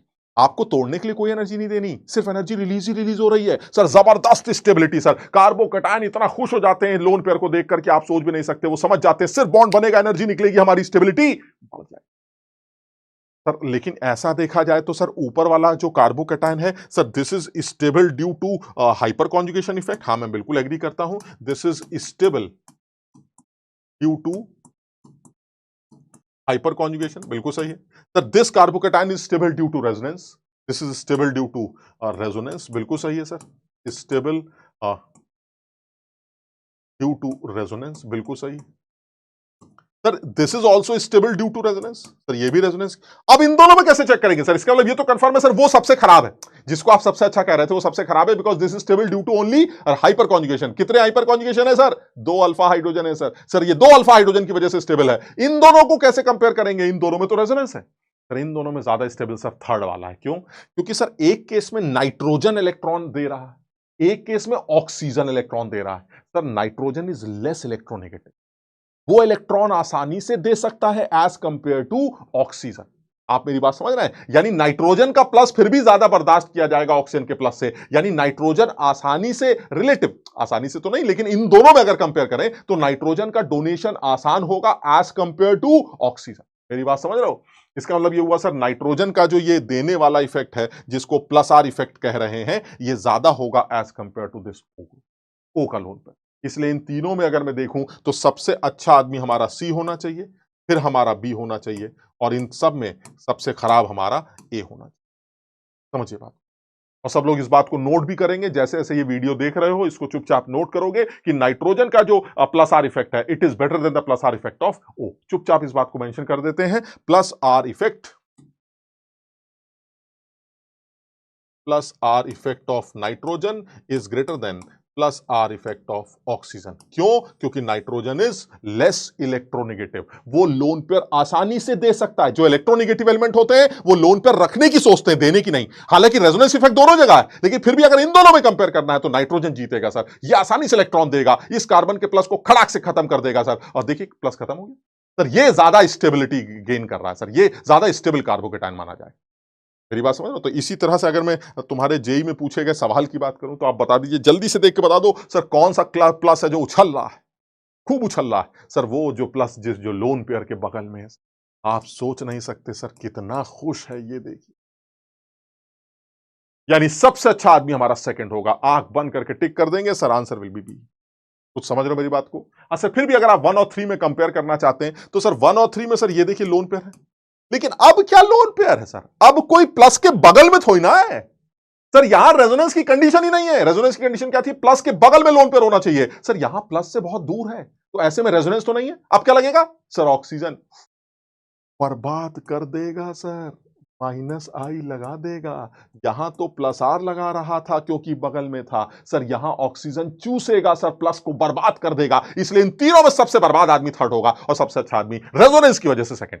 सोचो, यही ऑक्सीजन सबसे बर्बाद भी कर रहा है और यही ऑक्सीजन सबसे आबाद भी कर रहा है। क्यों? क्योंकि प्लस के बगल में लगा। प्लस के बगल वाला ओ का लोन पेयर ऐसा खुश करता है, प्लस के बगल वाला नाइट्रोजन का लोन पेयर ऐसा खुश करता है प्लस को, कि आप सोच भी नहीं सकते। क्यों? क्योंकि इस बॉन्ड, इस प्रोसेस में सिर्फ एक नए बॉन्ड का फॉर्मेशन होता है, सिर्फ एक नए बॉन्ड का फॉर्मेशन होता है। आप समझ रहे मेरी बात को? साफ साफ मेंशन कर सकते हैं, during this resonance only bond formation takes place. सिर्फ बॉन्ड बनता है, एनर्जी निकलती निकलती, कुछ नहीं देना, कुछ नहीं टूटना। समझ रहे हो बात को? ठीक है। चलिए सर और बात करते हैं, नेक्स्ट पॉइंट पर आते हैं। नेक्स्ट पॉइंट क्या है, ये देखिए, ये भी हमसे 2023 में पूछा गया सवाल, कार्बोकेटाइन की स्टेबिलिटी। साफ दिख रहा है सर, ऐसा कोई कार्बोकेटाइन है जो लोन पेयर से स्टेबलाइज है, यहां पर दिख रहा है। समझिए सर, देखिए ये वाला जो प्लस है ये भी अच्छा है सर, प्लस के ऑल्टरनेट पाई बॉन्ड सर, ये देखिए रेजोनेंस, और इसके ये देखिए, ये इधर सर स्टेबल, बिल्कुल ठीक है सर। लेकिन इसका इस लोन पेयर से कोई लेना देना नहीं सर, क्योंकि लोन पेयर से लेना देना तब होता है जब प्लस जो है वो लोन पेयर के बगल में हो। सर यहां तो रेजोनेंस हो रहा है सर, पाई इलेक्ट्रॉन्स इन्वॉल्व है, लेकिन लोन पेयर इन्वॉल्व नहीं। ठीक है, जो भी है सर। यहां पर क्या है सर, यहां पर भी पाई इलेक्ट्रॉन्स का इन्वॉल्वमेंट है। ये देखिए, ये इधर अट्रैक्ट हो सकते हैं, ये वाले इधर अट्रैक्ट हो सकते हैं प्लस के साथ। ठीक है, लोन पेयर का कोई लेना देना नहीं है, क्योंकि सर प्लस यहां आएगा, प्लस यहां आएगा, लेकिन लोन पेयर के नीचे नहीं आएगा। सर इसको देखिए तो एक बार देखिए तो सर, कितना फायदा है सर। ये देखिए, ये इलेक्ट्रॉन्स इधर आएंगे, ये इधर आएंगे, और सर यहां जैसे ही प्लस आएगा, आप समझ, जब ये इधर आएगा तो यहां प्लस आएगा। ये देखिए कितना फायदा है सर। आप देखिए जबरदस्त रेजोनेंस में, इसका एक रेजोनेटिंग स्ट्रक्चर जो अभी मैंने बनाया यही बना के दिखाता हूं सर। देखिए यहां पर हो क्या रहा है, यहां पर यहां बॉन्ड है, यहां बॉन्ड है, और ये है सर, देख रहे हैं आप स्टेबिलिटी, सिर्फ एक बॉन्ड बन गया। यानी यहां पर कितने बॉन्ड से सर, यहां 2 बॉन्ड, और यहां कितने पाई बॉन्ड से सर, यहां 3 पाई बॉन्ड से सर। एक नया बॉन्ड बन रहा है सर। बाकी सब जगह पर क्या होता है, जितने हैं उतने ही रहते हैं सर, एक टूटा एक बना, यहां एक नया बन गया सर, ये एक एनर्जी गेन कर रहा है सर। यानी this carbocation is stable due to nitrogen का कौन सा इफेक्ट, प्लस आर इफेक्ट। यही सबसे अच्छा कार्बोकेटाइन होगा, इसमें सोचने की जरूरत ही नहीं। Most stable carbocation will be third. समझिए बात, लोन पेयर अंदर, डबल बाहर, प्लस, सेट, खत्म। इसमें क्या बुराई है सर, कुछ नहीं बुराई, बहुत बढ़िया। ये इधर आएंगे, ये इधर चले जाएंगे, लेकिन प्लस यहां नहीं आ रहा सर, इस लोन पेयर का फायदा नहीं उठा पा रहे हैं। तो जहां पर भी लोन पेयर का फायदा मिल रहा है वो सबसे अच्छा कार्बोकेटाइन माना। क्लियर, समझ में आया? चलिए सर और बात करते हैं। नेक्स्ट बात करें तो स्टेबिलिटी,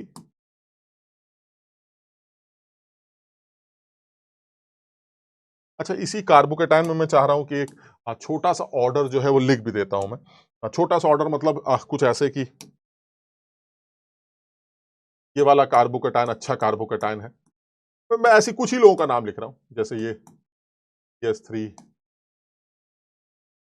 मैं सिर्फ नाम बताना चाह रहा हूं। ये जो कार्बोकेटाइन मैंने बनाया है, इसका एक नाम, बेंजीन की जो पहली पोजीशन होती है, इसको बेंजाइलिक पोजीशन कहा जाता है। तो मैं इसका सिर्फ नाम लिखना चाह रहा हूं। तुम देख रहे हो 3 डिग्री है, तीनों तरफ कार्बन से जुड़ा, तो मैं इसका एक सिर्फ नाम तुम्हें याद कराना चाह रहा हूं, दिस इज 3 डिग्री बेंजाइलिक। तो कभी लिखा मिले कि भाई 3 डिग्री बेंजाइलिक कार्बोकेटाइन कैसे है, तो आप समझ जाइएगा 3 डिग्री बेंजाइलिक का मतलब है बेंजीन के बगल वाला ऊपर वाला कार्बन होगा और उससे 2 एल्काइल ग्रुप लगे होंगे, 3 डिग्री कार्बन, उस पर प्लस। तो एक तो सर देखिए, इसकी स्टेबिलिटी का रीजन बताइए सर। इसकी स्टेबिलिटी के तीनों रीजन है। एक तो sir resonance plus ring, resonance. दूसरा सर इधर उधर के 6 अल्फा हाइड्रोजन, प्लस इन दोनों का इंडक्टिव भी। तो यहां तो सब कुछ लग रहा है सर, अच्छा stable carbocation. This is 1 degree 3 degree benzylic. इसी तरह से सर एक 2 डिग्री बेंजाइलिक भी बन सकता है। ये 2 डिग्री बेंजाइलिक होगा। 2 डिग्री में सर एक ही तरफ, मतलब 2 तरफ कार्बन लगा होगा, दिस इज 2 डिग्री बेंजाइलिक। इसे आप 2 डिग्री बेंजाइलिक मान लीजिए। फिर 2 डिग्री बेंजाइलिक से ज्यादा 2 डिग्री बेंजाइलिक ज्यादा अच्छा है 3 डिग्री कार्बोकेटाइन से। अगर तुम्हें याद हो, this is 3 degree carbocation having 9 alpha hydrogen plus 3 तरफ से लगने वाली हवाएं। फिर उसके बाद सर आता है 1 डिग्री बेंजाइलिक। 1 डिग्री बेंजाइलिक, बच्चों को यह बात बिल्कुल नहीं पता, इसलिए वो मस्त रहते हैं। वो सोचते हैं 1 degree benzylic is more stable carbocation because this is resonance stabilise. आप देख रहे हैं यहां रेजोनेंस है सर, रेजोनेंस तो डोमिनेटिंग है सर। रेजोनेंस को इस हाइपर कॉन्जुगेशन से ऊपर निकलना चाहिए ना। अगर 9 अल्फा हाइड्रोजन है, सिर्फ इस कार्बोकेटाइन की बात कर रहे हैं, हर 3 डिग्री कार्बोकेटाइन के पास 9 अल्फा हाइड्रोजन नहीं होते, लेकिन मैं इस कार्बोकेटाइन की बात कर रहा हूं जिसके पास 9 अल्फा हाइड्रोजन है, साथ ही साथ 3 इंडक्टिव मिलकर, इंडक्टिव देख रहे हो, ये हवा तो चली रही, तो तीनों तरफ से हवा चल रही। तो 9 अल्फा हाइड्रोजन के हाइपर कॉन्जुगेशन इफेक्ट और हवाओं की वजह से सर ये वाला कार्बोकेटाइन अकेले रेजोनेंस को हरा देता। बिल्कुल याद रखने वाली बात है, समझिए बात को। वरना जनरली बच्चों को क्या लगता है, सर रेजोनेंस हमेशा जीतता है, इसलिए ये वाला कार्बोकेटाइन जो कि रेजोनेंस स्टेबलाइज है वो इससे तो अच्छा ही होगा ना। ये वाला जो 3 डिग्री कार्बोकेटाइन है, ये वाला कौन सा, जिसमें 9 अल्फा हाइड्रोजन है, वो इसको हरा देता है। ठीक है, और and this is almost equivalent to this carbocation, जिसका मैं नाम तुम्हें याद कराना चाह रहा था। दिस इज, ये वाला कौन सा होगा, इसका तो यार नाम ही नहीं लिखा। देखो ये वाला तो 3, कैसे लिखें, लिखते हैं, दिस इज 3 डिग्री। कौन सा 3 डिग्री, 9 अल्फा हाइड्रोजन प्लस 3 तरफ से inductive. This is 1 degree benzylic, ये 1 डिग्री बेंजाइलिक, 1 डिग्री समझ ना, एक ही तरफ कार्बन से जुड़ा 1 डिग्री बेंजाइलिक, जिसमें सिर्फ कौन सा इफेक्ट है, रेजोनेंस। तो 9 alpha with 3 inductive dominates over 1 resonance, only 1 resonance. इसको नहीं हरा पाता, क्यों, क्योंकि इसमें रेजोनेंस के साथ साथ हाइपर कॉन्जुगेशन और इंडक्टिव भी है, इसको नहीं हरा पाएगा। यहां सिर्फ रेजोनेंस है जिसको यह हरा देता है, और दे आर ऑलमोस्ट इक्विवेलेंट। फिर भी इन दोनों में देखा जाए तो ये थोड़ा सा बेटर है, क्योंकि यहां रेजोनेंस ज्यादा हो रहा है, फिर भी दे आर ऑलमोस्ट। और इसका नाम रखा गया है allylic, this is allylic carbocation. Double bond की जो ऑल्टरनेट पोजीशन है, डबल बॉन्ड की ऑल्टरनेट पोजीशन, उसे एलाइलिक पोजीशन कहते हैं। अगर उस पर प्लस है तो इसे एलाइलिक कार्बोकेटाइन कहेंगे। बिल्कुल उसी तरह से जैसे डबल बॉन्ड की ऑल्टरनेट पोजीशन ये, लेकिन ये डबल बॉन्ड बेंजीन वाला है, इसलिए एलाइलिक की जगह इसको बेंजाइलिक बोल देते हैं, बस इतना फर्क। ठीक, this is more stable then this, और मेरे ख्याल से सब लोग, और इसको तो नाम भी क्या लिखना, तुम समझ ही लोगे बात को, 2 डिग्री लिख देते हैं सीधे सीधे। This is more stable then 2 degree, 2 degree are more stable than 1 degree, and 1 degree are more stable than this carbocation. याद रखना भाई, this is vinylic carbocation, vinylic। Double bond वाली जो पोजीशन है उसे विनाइलिक कहते हैं, डबल बॉन्ड की ऑल्टरनेट वाली एलाइलिक, और अगर वो ऑल्टरनेट बेंजीन वाली है तो बेंजाइलिक। डबल बॉन्ड की वाली जो पोजीशन होती है उस पर अगर कोई चीज है तो उसे विनाइलिक पोजीशन कहा जाता है। और ये इसलिए unstable carbocation, least stable carbocation माने जाते हैं, क्योंकि इस कार्बन जिस पे पाई बॉन्ड है इसका एस कैरेक्टर ज्यादा है, और एस कैरेक्टर, भाई पाई बॉन्ड लग गया तो एस कैरेक्टर बढ़ जाएगा, एस कैरेक्टर के ज्यादा होने से इलेक्ट्रोनिगेटिविटी बढ़ जाती है, और इलेक्ट्रोनिगेटिव एटम पर पॉजिटिव चार्ज स्टेबल नहीं होता। यानी आप चाहें तो यहां पर हल्का सा मेंशन कर सकते हैं, this is unstable, unstable carbocation as this carbon has more S character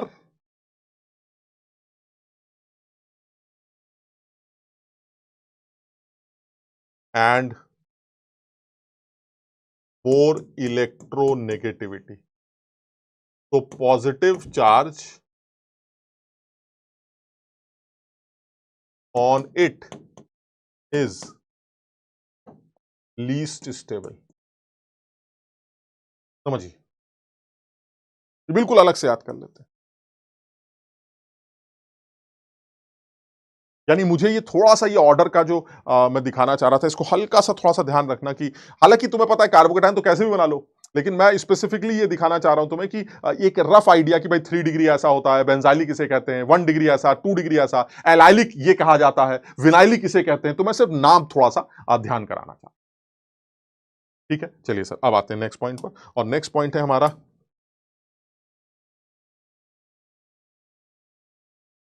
stability of free radical. Free radicals यानी कार्बोकेटाइन की स्टेबिलिटी में भी हाइपर कॉन्जुगेशन का हाथ है, और फ्री रेडिकल की स्टेबिलिटी में भी हाइपर कॉन्जुगेशन का हाथ है। और मैं इसमें बिल्कुल भी डिटेल में नहीं जा रहा हूं, बिल्कुल सेम एकदम। ये रेडिकल है और इसके बगल में आपने एच लगा दिए, तो इसमें तुम सब समझ रहे हो सर, वही वाली कहानी है जो आप कार्बन के रेडिकल की बात कर रहे हैं, इट इज sp2 और इसके बगल में ये sp3, फिर वही कहानी सर, सिग्मा सिग्मा। है तो ये इलेक्ट्रॉन डेफिशिएंट सर, है तो ये इलेक्ट्रॉन डेफिशिएंट। तो अगर हाइपर कॉन्जुगेशन से इसकी डेफिशिएंसी कंपनसेट हो जाए तो सर आपने बताया था हवाओं से इसको कोई खास फर्क नहीं पड़ता। हाँ मैंने बताया था रेडिकल्स की स्टेबिलिटी में हवाओं का कोई खास रोल नहीं, क्योंकि रेडिकल चार्ज नहीं, अगर हवा भी चलेगी तो कहेगा इलेक्ट्रॉन की फीलिंग आ रही, मुझे कोई फर्क नहीं पड़ता। मुझे ऐसे कोई इफेक्ट दिखाओ जो इस 7 इलेक्ट्रॉन को, याद है रेडिकल के पास 7 इलेक्ट्रॉन्स होते हैं, उसको 8 कर दे, and that is resonance effect और हाइपर कॉन्जुगेशन जो यहां दिख रहा है, आप ध्यान से देखें, मैं इसका हाइपर कॉन्जुगेबल स्ट्रक्चर अगर तुम्हें बना के दिखाऊं तो इसका जो पहला हाइपर कॉन्जुगेबल स्ट्रक्चर बनेगा, ध्यान से देखना भाई, वो ये बनेगा। इसका दूसरा हाइपर कॉन्जुगेबल स्ट्रक्चर जो बनेगा वो ये बनेगा। इसका तीसरा जो हाइपर कॉन्जुगेबल स्ट्रक्चर बनेगा वो ये बनेगा। तो अगर आप ध्यान से देखें कि जिस कार्बन पर आप इलेक्ट्रॉन की डेफिशिएंसी महसूस कर रहे थे, ये देख रहे हैं, this carbon has electron deficient, it has 7 electrons. अब आप उस कार्बन को ऑब्जर्व करिए, 8 पूरे, 8 पूरे, 8 पूरे। सर मस्त इफेक्ट है सर, कार्बन की डेफिशिएंसी को कंपनसेट कर रहा है। हवाओं को छोड़िए सर, ये तो हाइपर कॉन्जुगेशन इफेक्ट है जिसकी वजह से रेडिकल स्टेबल हो रहा है। सो फिर वही वाली बात, more alpha hydrogens, more stability of radical. खत्म हो गई बात।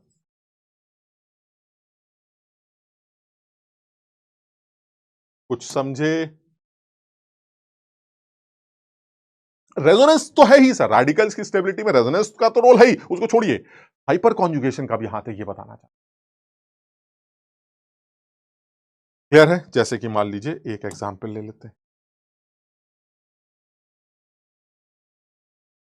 अब जरा बताओ जरा, अब हम सही से आंसर निकाल पा रहे हैं। This radical is more stable then this radical. अब तुम समझ पा रहे हो इस बात को कि मैं ऐसा क्यों कहता था या ऐसा क्यों होना चाहिए? सर हवाओं वालों के चक्कर में रहेंगे तो खेल ही खत्म हो जाए।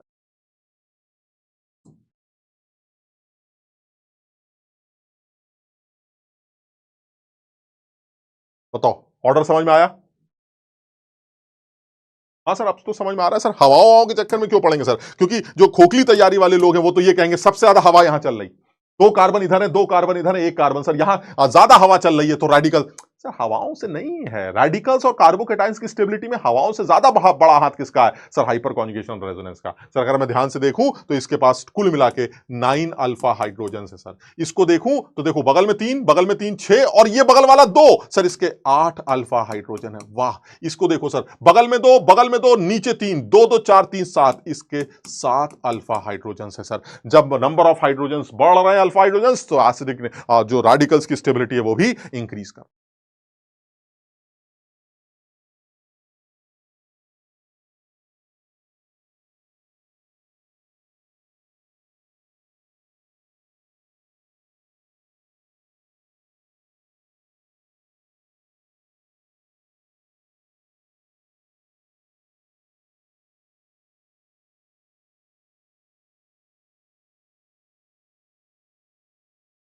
समझ में आ रहा है? चलिए सर और एग्जांपल ले।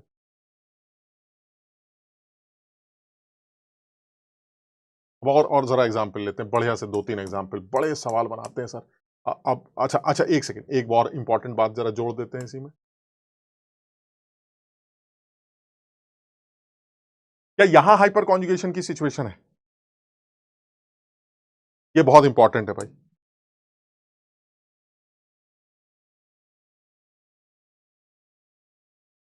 क्या यहां हाइपर कॉन्जुगेशन की सिचुएशन?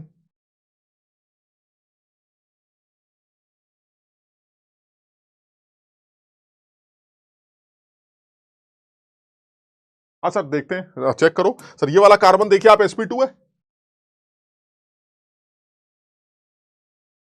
और ये वाला कार्बन sp3। वाह सर, ये तो हाइपर कॉन्जुगेशन की कंडीशन दिखती है सर। बिल्कुल है। अब इसके हाइपर कॉन्जुगेबल स्ट्रक्चर्स के बारे में बताइए भाई। वही जैसे करते थे डबल बॉन्ड वाला, जैसे तुम करते थे डबल बॉन्ड के बगल में sp3 sp, जैसे आपने हाइपर कॉन्जुगेबल स्ट्रक्चर बनाए थे वैसे यहां बनाते हैं। ये लीजिए सर, और ये इंपॉर्टेंट इसलिए है क्योंकि इससे बहुत कुछ सीखने को मिल रहा है। क्या सर? ये देखिए आप, ये डबल बॉन्ड, इसके बगल में C, ये H, ये H, और ये H। क्या करा था सर? सिग्मा इलेक्ट्रॉन्स को मिटाया, इस H को प्लस दिया, इस कार्बन को माइनस दिया। Now this minus is alternate with pi bond. क्या होगा सर? रेजोनेंस। क्या तरीका था? माइनस अंदर, डबल बाहर, बेशर्मो।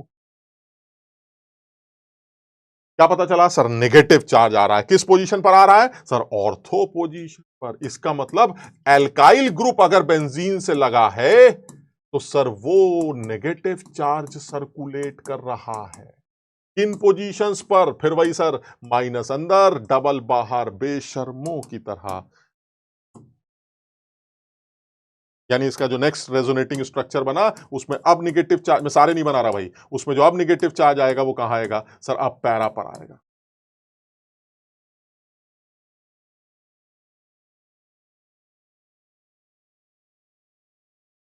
क्या मतलब हुआ? मतलब यह हुआ कि जब एल्काइल ग्रुप बेंजीन से अटैच हो तो सर वो हाइपर कॉन्जुगेशन इफेक्ट शो कर सकता है। बिल्कुल वही कंडीशन sp2 के बगल में sp3। और कौन सा चार्ज सर्कुलेट करता है? Negative charge. किन किन पोजीशंस पर? वही ऑर्थो पैरा। यानी कि कहना बड़ा आसान है और लिखना बड़ा मजेदार है कि when an alkyl group having alpha hydrogen is attached to a benzene ring, it circulates negative charge in the ring at वही पुरानी ortho and para position. It increases the electron density of the ring.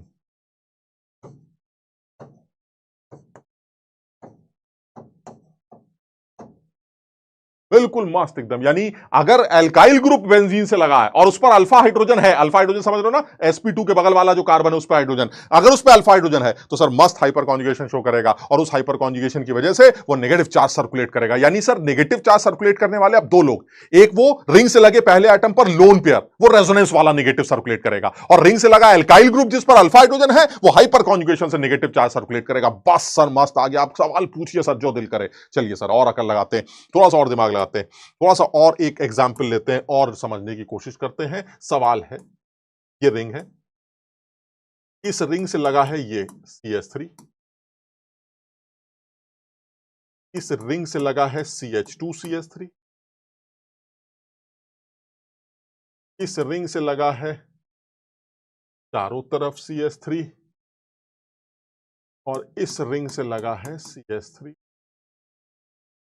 CH3 CH3।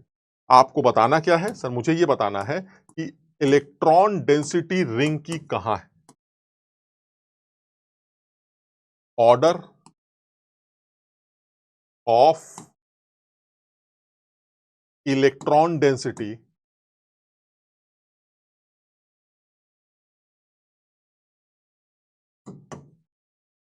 Of the ring, ring की electron density.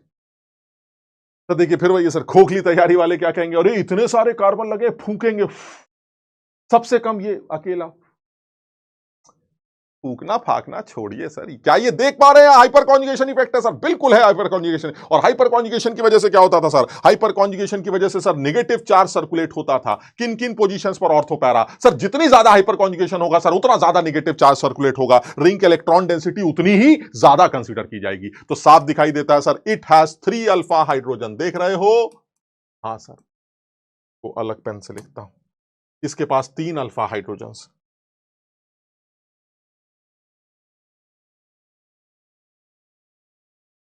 इसके पास कितनी है sir?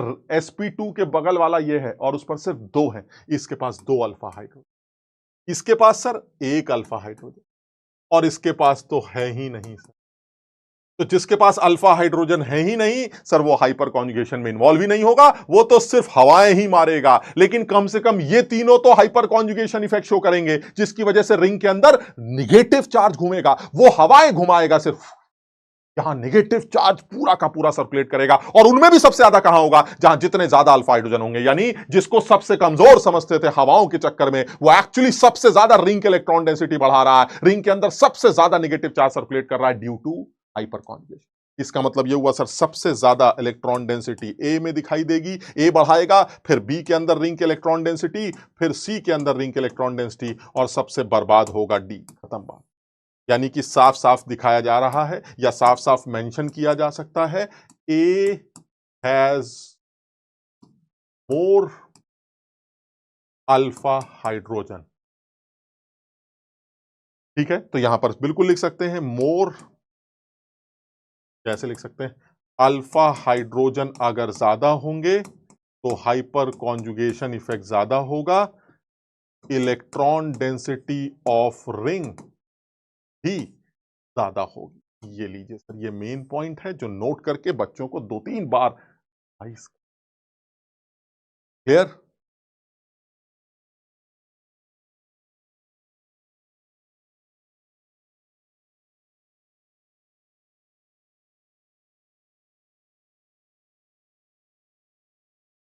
समझ में आया? चलिए सर, और सवाल लेते, एक सवाल अब बनाते हैं बड़ा वाला, और इसी में से बहुत सारे सवाल निकल आते हैं। ये लीजिए सर, अब बड़ा सवाल बना,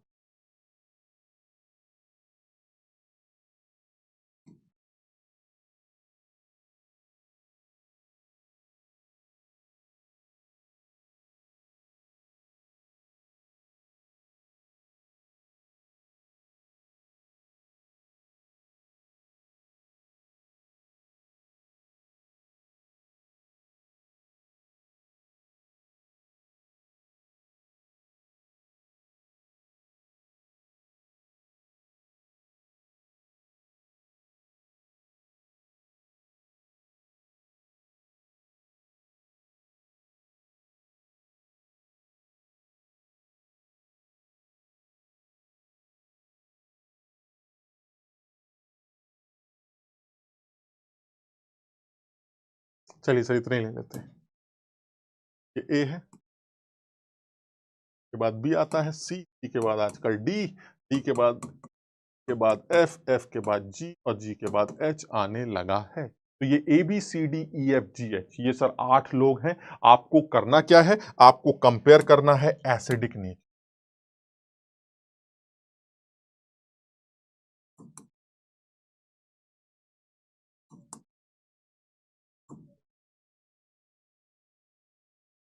सर चुटकियों का काम है सर, सिर्फ निशान लगाना है सर, सिर्फ निशान लगाना, अभी आंसर बाहर आ जाए। चलिए सर निशान लगा लेते हैं। अब बहुत आसान है सर। अब क्या आपको ये पता है कि ओ सी एस थ्री सर ओ का लोन पेयर है? बिल्कुल है। एच कौन सा निकलेगा ये, ठीक है ना, ये ऊपर वाला एच निकालने की बात कर रहे हैं, तो सर नीचे वाले इफेक्ट ऊपर देखते हैं। ओ का लोन पेयर है, कौन सा इफेक्ट लगेगा सर? प्लस आर इफेक्ट लगेगा। रिंग के अंदर रिंग से लगा एटम लोन पेयर वाला कौन सा चार्ज सर्कुलेट करेगा सर? निगेटिव सर्कुलेट करेगा। कहां कहां करेगा? ऑर्थो पैरा, याद रखना पड़ेगा।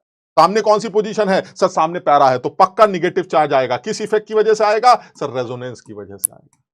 कौन सा इफेक्ट लगा ये ओसीएस3 का सर? ये प्लस आर इफेक्ट। चलिए इधर आते हैं, CS3 रिंग से लगा, ये क्या करता है सर? अभी तो बताया था, हाइपर कॉन्जुगेशन शो करेगा। कौन सा चार्ज सर्कुलेट करेगा? नेगेटिव। कहां कहां? ऑर्थो पैरा पर। सामने क्या है? पैरा। सर ये भी नेगेटिव सर्कुलेट करेगा, लेकिन थोड़े से कमजोर इफेक्ट की वजह से हाइपर कॉन्जुगेशन। क्लियर? इधर आते हैं सर, रिंग से NO2 लगा है, NO2 सर पॉजिटिव सर्कुलेट करता है। कैसे, कितनी बार बताएं? ऑर्थो पैरा पर। सामने क्या है? पैरा, प्लस आ जाएगा सर। किस इफेक्ट से आएगा सर? रेजोनेंस की आएगा।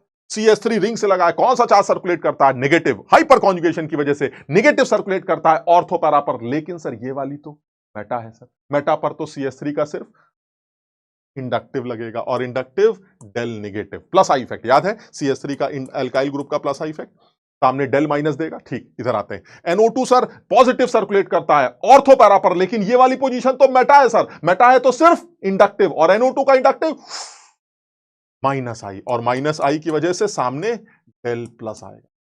इधर आते हैं, OCS3 निगेटिव सर्कुलेट करता है सर लोन पेयर की वजह से, निगेटिव ऑर्थो पैरा पर करता है, लेकिन सर ये वाली तो मेटा है, और अगर मेटा है तो OCS3 का सिर्फ इंडक्टिव लगेगा, और इंडक्टिव याद है OCS3 का, फिर लिख रहा हूं मैं, तुम नहीं याद करोगे मुझे पता है। OCS3 का प्लस आर होता है और साथ ही साथ माइनस आई होता है, यानी रेजोनेंस की वजह से तो देता है, लेकिन अगर रेजोनेंस ना लग रहा हो तो इंडक्टिव की वजह से खींचता है, और सामने क्या देता है? Del plus. क्लियर है? CH2CH3 sir hyper conjugation show कर सकता था, लेकिन नहीं करेगा क्योंकि मेटा पर है, तो फिर सिर्फ प्लस आई इफेक्ट शो करेगा, और प्लस आई की वजह से सिर्फ डेल नेगेटिव। क्लियर है? सब लोग समझना सर, एक बार CH3 ने रेजोनेंस हाइपर कॉन्जुगेशन की वजह से माइनस दिया था, लेकिन इस वाले CH3 ने नहीं दिया। क्यों? क्योंकि मेटा पर लगा। सिर्फ क्या दे रहा है? हवाएं फेंक रहा है। ये मेटा पर लगा है, सिर्फ क्या दे रहा है? हवाएं फेंक रहा है। सर एक बार OCH3 माइनस दे रहा है रेजोनेंस की वजह से, और एक बार यही OCH3 सिर्फ इंडक्टिव की वजह से डेल प्लस दे रहा है, क्योंकि सिर्फ इंडक्टिव लगा, क्योंकि पोजीशन मेटा। और ये वाला आदमी खाली है सर, यहां कुछ नहीं। अब आप बताइए, OH के नीचे प्लस आने से एसिडिक नेचर बढ़ता है या माइनस आने से एसिडिक नेचर बढ़ता है? कितनी बार बताएं, OH के नीचे अगर प्लस आएगा तो इलेक्ट्रॉन्स खींचेगा सर वो प्लस चार्ज, तो H को क्या लगेगा? चलो चलो ले जाओ मेरे इलेक्ट्रॉन खींचो, मैं तो चला। इसका मतलब सबसे अच्छा एसिड वो होगा जिसमें OH के नीचे प्लस है। सोचने की जरूरत नहीं है सर, सबसे मस्त आदमी मुझे दिखाई देने लगा है, और सबसे मस्त आदमी है मेरा सी। सी सबसे मस्त। उसके बाद कोई और प्लस दिखाई देता है सर? प्लस नहीं है, नहीं है, नहीं है ना, दिख गया सर, एक ये है और एक ये। और सर इन दोनों में मुझे पता है सर, NO2 का माइनस आई जो है वो तगड़ा होता है सर, ये डेल प्लस बड़ा होगा सर, ये वाला डेल प्लस छोटा रह जाएगा। इसलिए सी के बाद नंबर किसका आना चाहिए? और ई के बाद एफ का। क्लियर? और कोई प्लस है? नहीं सर, फिर तो खाली आदमी ले लेते हैं। उसके बाद सर, क्योंकि आप इंक्रीजिंग डिक्रीजिंग ऑर्डर ले रहे हैं, तो सर इसके बाद सर छोटा वाला डेल माइनस आएगा। और छोटा वाला डेल माइनस कौन सा होगा सर इन दोनों में? सर ये CH3 वाला कम हवा मारता है, ये ज्यादा हवा मारता है, दो वाले कार्बन है, तो सर उसके बाद CH3 का नंबर आ जाएगा, एंड दैट इज डी। उसके बाद ज्यादा हवाएं चल रही हैं सर जी के अंदर। फिर उसके बाद सर माइनस आएगा। कौन सा माइनस आएगा सर? सर हाइपर वाला। सर हाइपर वाला थोड़ा सा कमजोर है, और रेजोनेंस वाला माइनस तगड़ा है, तो सर उसके बाद बी आ जाएगा। और सबसे बर्बाद आदमी सर ए दिखाई देगा। आंख बंद करके आप ये ऑर्डर लिख सकते, निशान लगाते जाइए, आंसर लिख। समझो बात।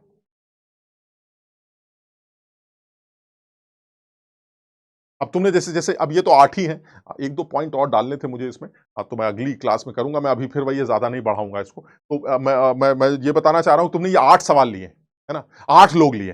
जेई के पेपर में 3 लोगों का कंपैरिजन या ज्यादा से ज्यादा 4 लोगों का कंपैरिजन आता है, तो अगर 4 लोगों का भी कंपैरिजन है तो इन 8 में से कोई भी 4 ले सकता था वो सवाल बनाने के लिए। तो 8 में से कोई भी 4 लेने का, तुम गणित के स्टूडेंट हो, तुम समझते हो, इट इज 8C4। अब तुम खुद समझ सकते हो तुमने कितने सवाल कर लिए।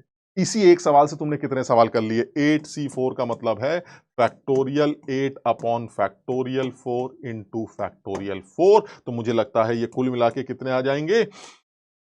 ये कुल मिला के आ जाएंगे 8 इंटू 7 इंटू 6 इंटू 5 बटा 4 3 2। तो सर ये कटा 3 दूनी 6, 70 सवाल सर यहीं दिखाई दे रहे हैं सर। आपने 70 सवाल सीधे सीधे, पता नहीं मैंने सही किया है कि नहीं, मैं गणित भूल चुका हूं, लेकिन फिर भी काफी सवाल कर लिए। तो इसी एक सवाल से आपने बहुत सारे सवाल कर लिए। और इसी में अगर एक दो बात और जोड़ देंगे, जिसमें मैं थोड़ा सा कंपैरिजन ड्यूटीरियम को लगा के भी करना चाह रहा हूं, यानी यानी आइसोटोप्स के केस में क्या फर्क पड़ता है। तो CH3 का इंडक्टिव CH3 की जगह CD3 का इंडक्टिव, या फिर CH3 का हाइपर कॉन्जुगेशन और CD3 का हाइपर कॉन्जुगेशन में किसका ज्यादा किसका कम है, थोड़ी सी उसके बारे में बात करते हैं। तो मैं नेक्स्ट क्लास में मैं इस चैप्टर को खत्म करूंगा। इसमें एक ऑर्थो इफेक्ट का पोर्शन करूंगा, साथ ही साथ SIR इफेक्ट के बारे में भी बात करूंगा फटाफट। और तो नेक्स्ट क्लास में थोड़ा सा टाइम लग रहा है, बट मुझे लग रहा है कि एक क्लास, अगर एक दो क्लासेस एक्स्ट्रा भी लग जाए तो लगने दो यार, थोड़ा समझ लो। और तुम लोगों ने खुद ही बोला है कि सर थोड़ा सही से करा देना, तो मैं एक दो क्लासेस भले ही एक्स्ट्रा लग जाए, लेकिन टाइम मैं इसलिए ज्यादा लंबा नहीं लेना चाह रहा हूं, क्योंकि फिर वो समझ सर के ऊपर से निकलने लगता है, समझ रहे हो। तो मैं ये चाह रहा हूं कि एक दो क्लासेस भले ही और लग जाए, लेकिन हम कोशिश करते हैं कि इसको जो है पूरी अच्छी तरह से ही कंप्लीट करें। ठीक है, तो कल की क्लास में ये चैप्टर खत्म कर देंगे और देखते हैं, है ना।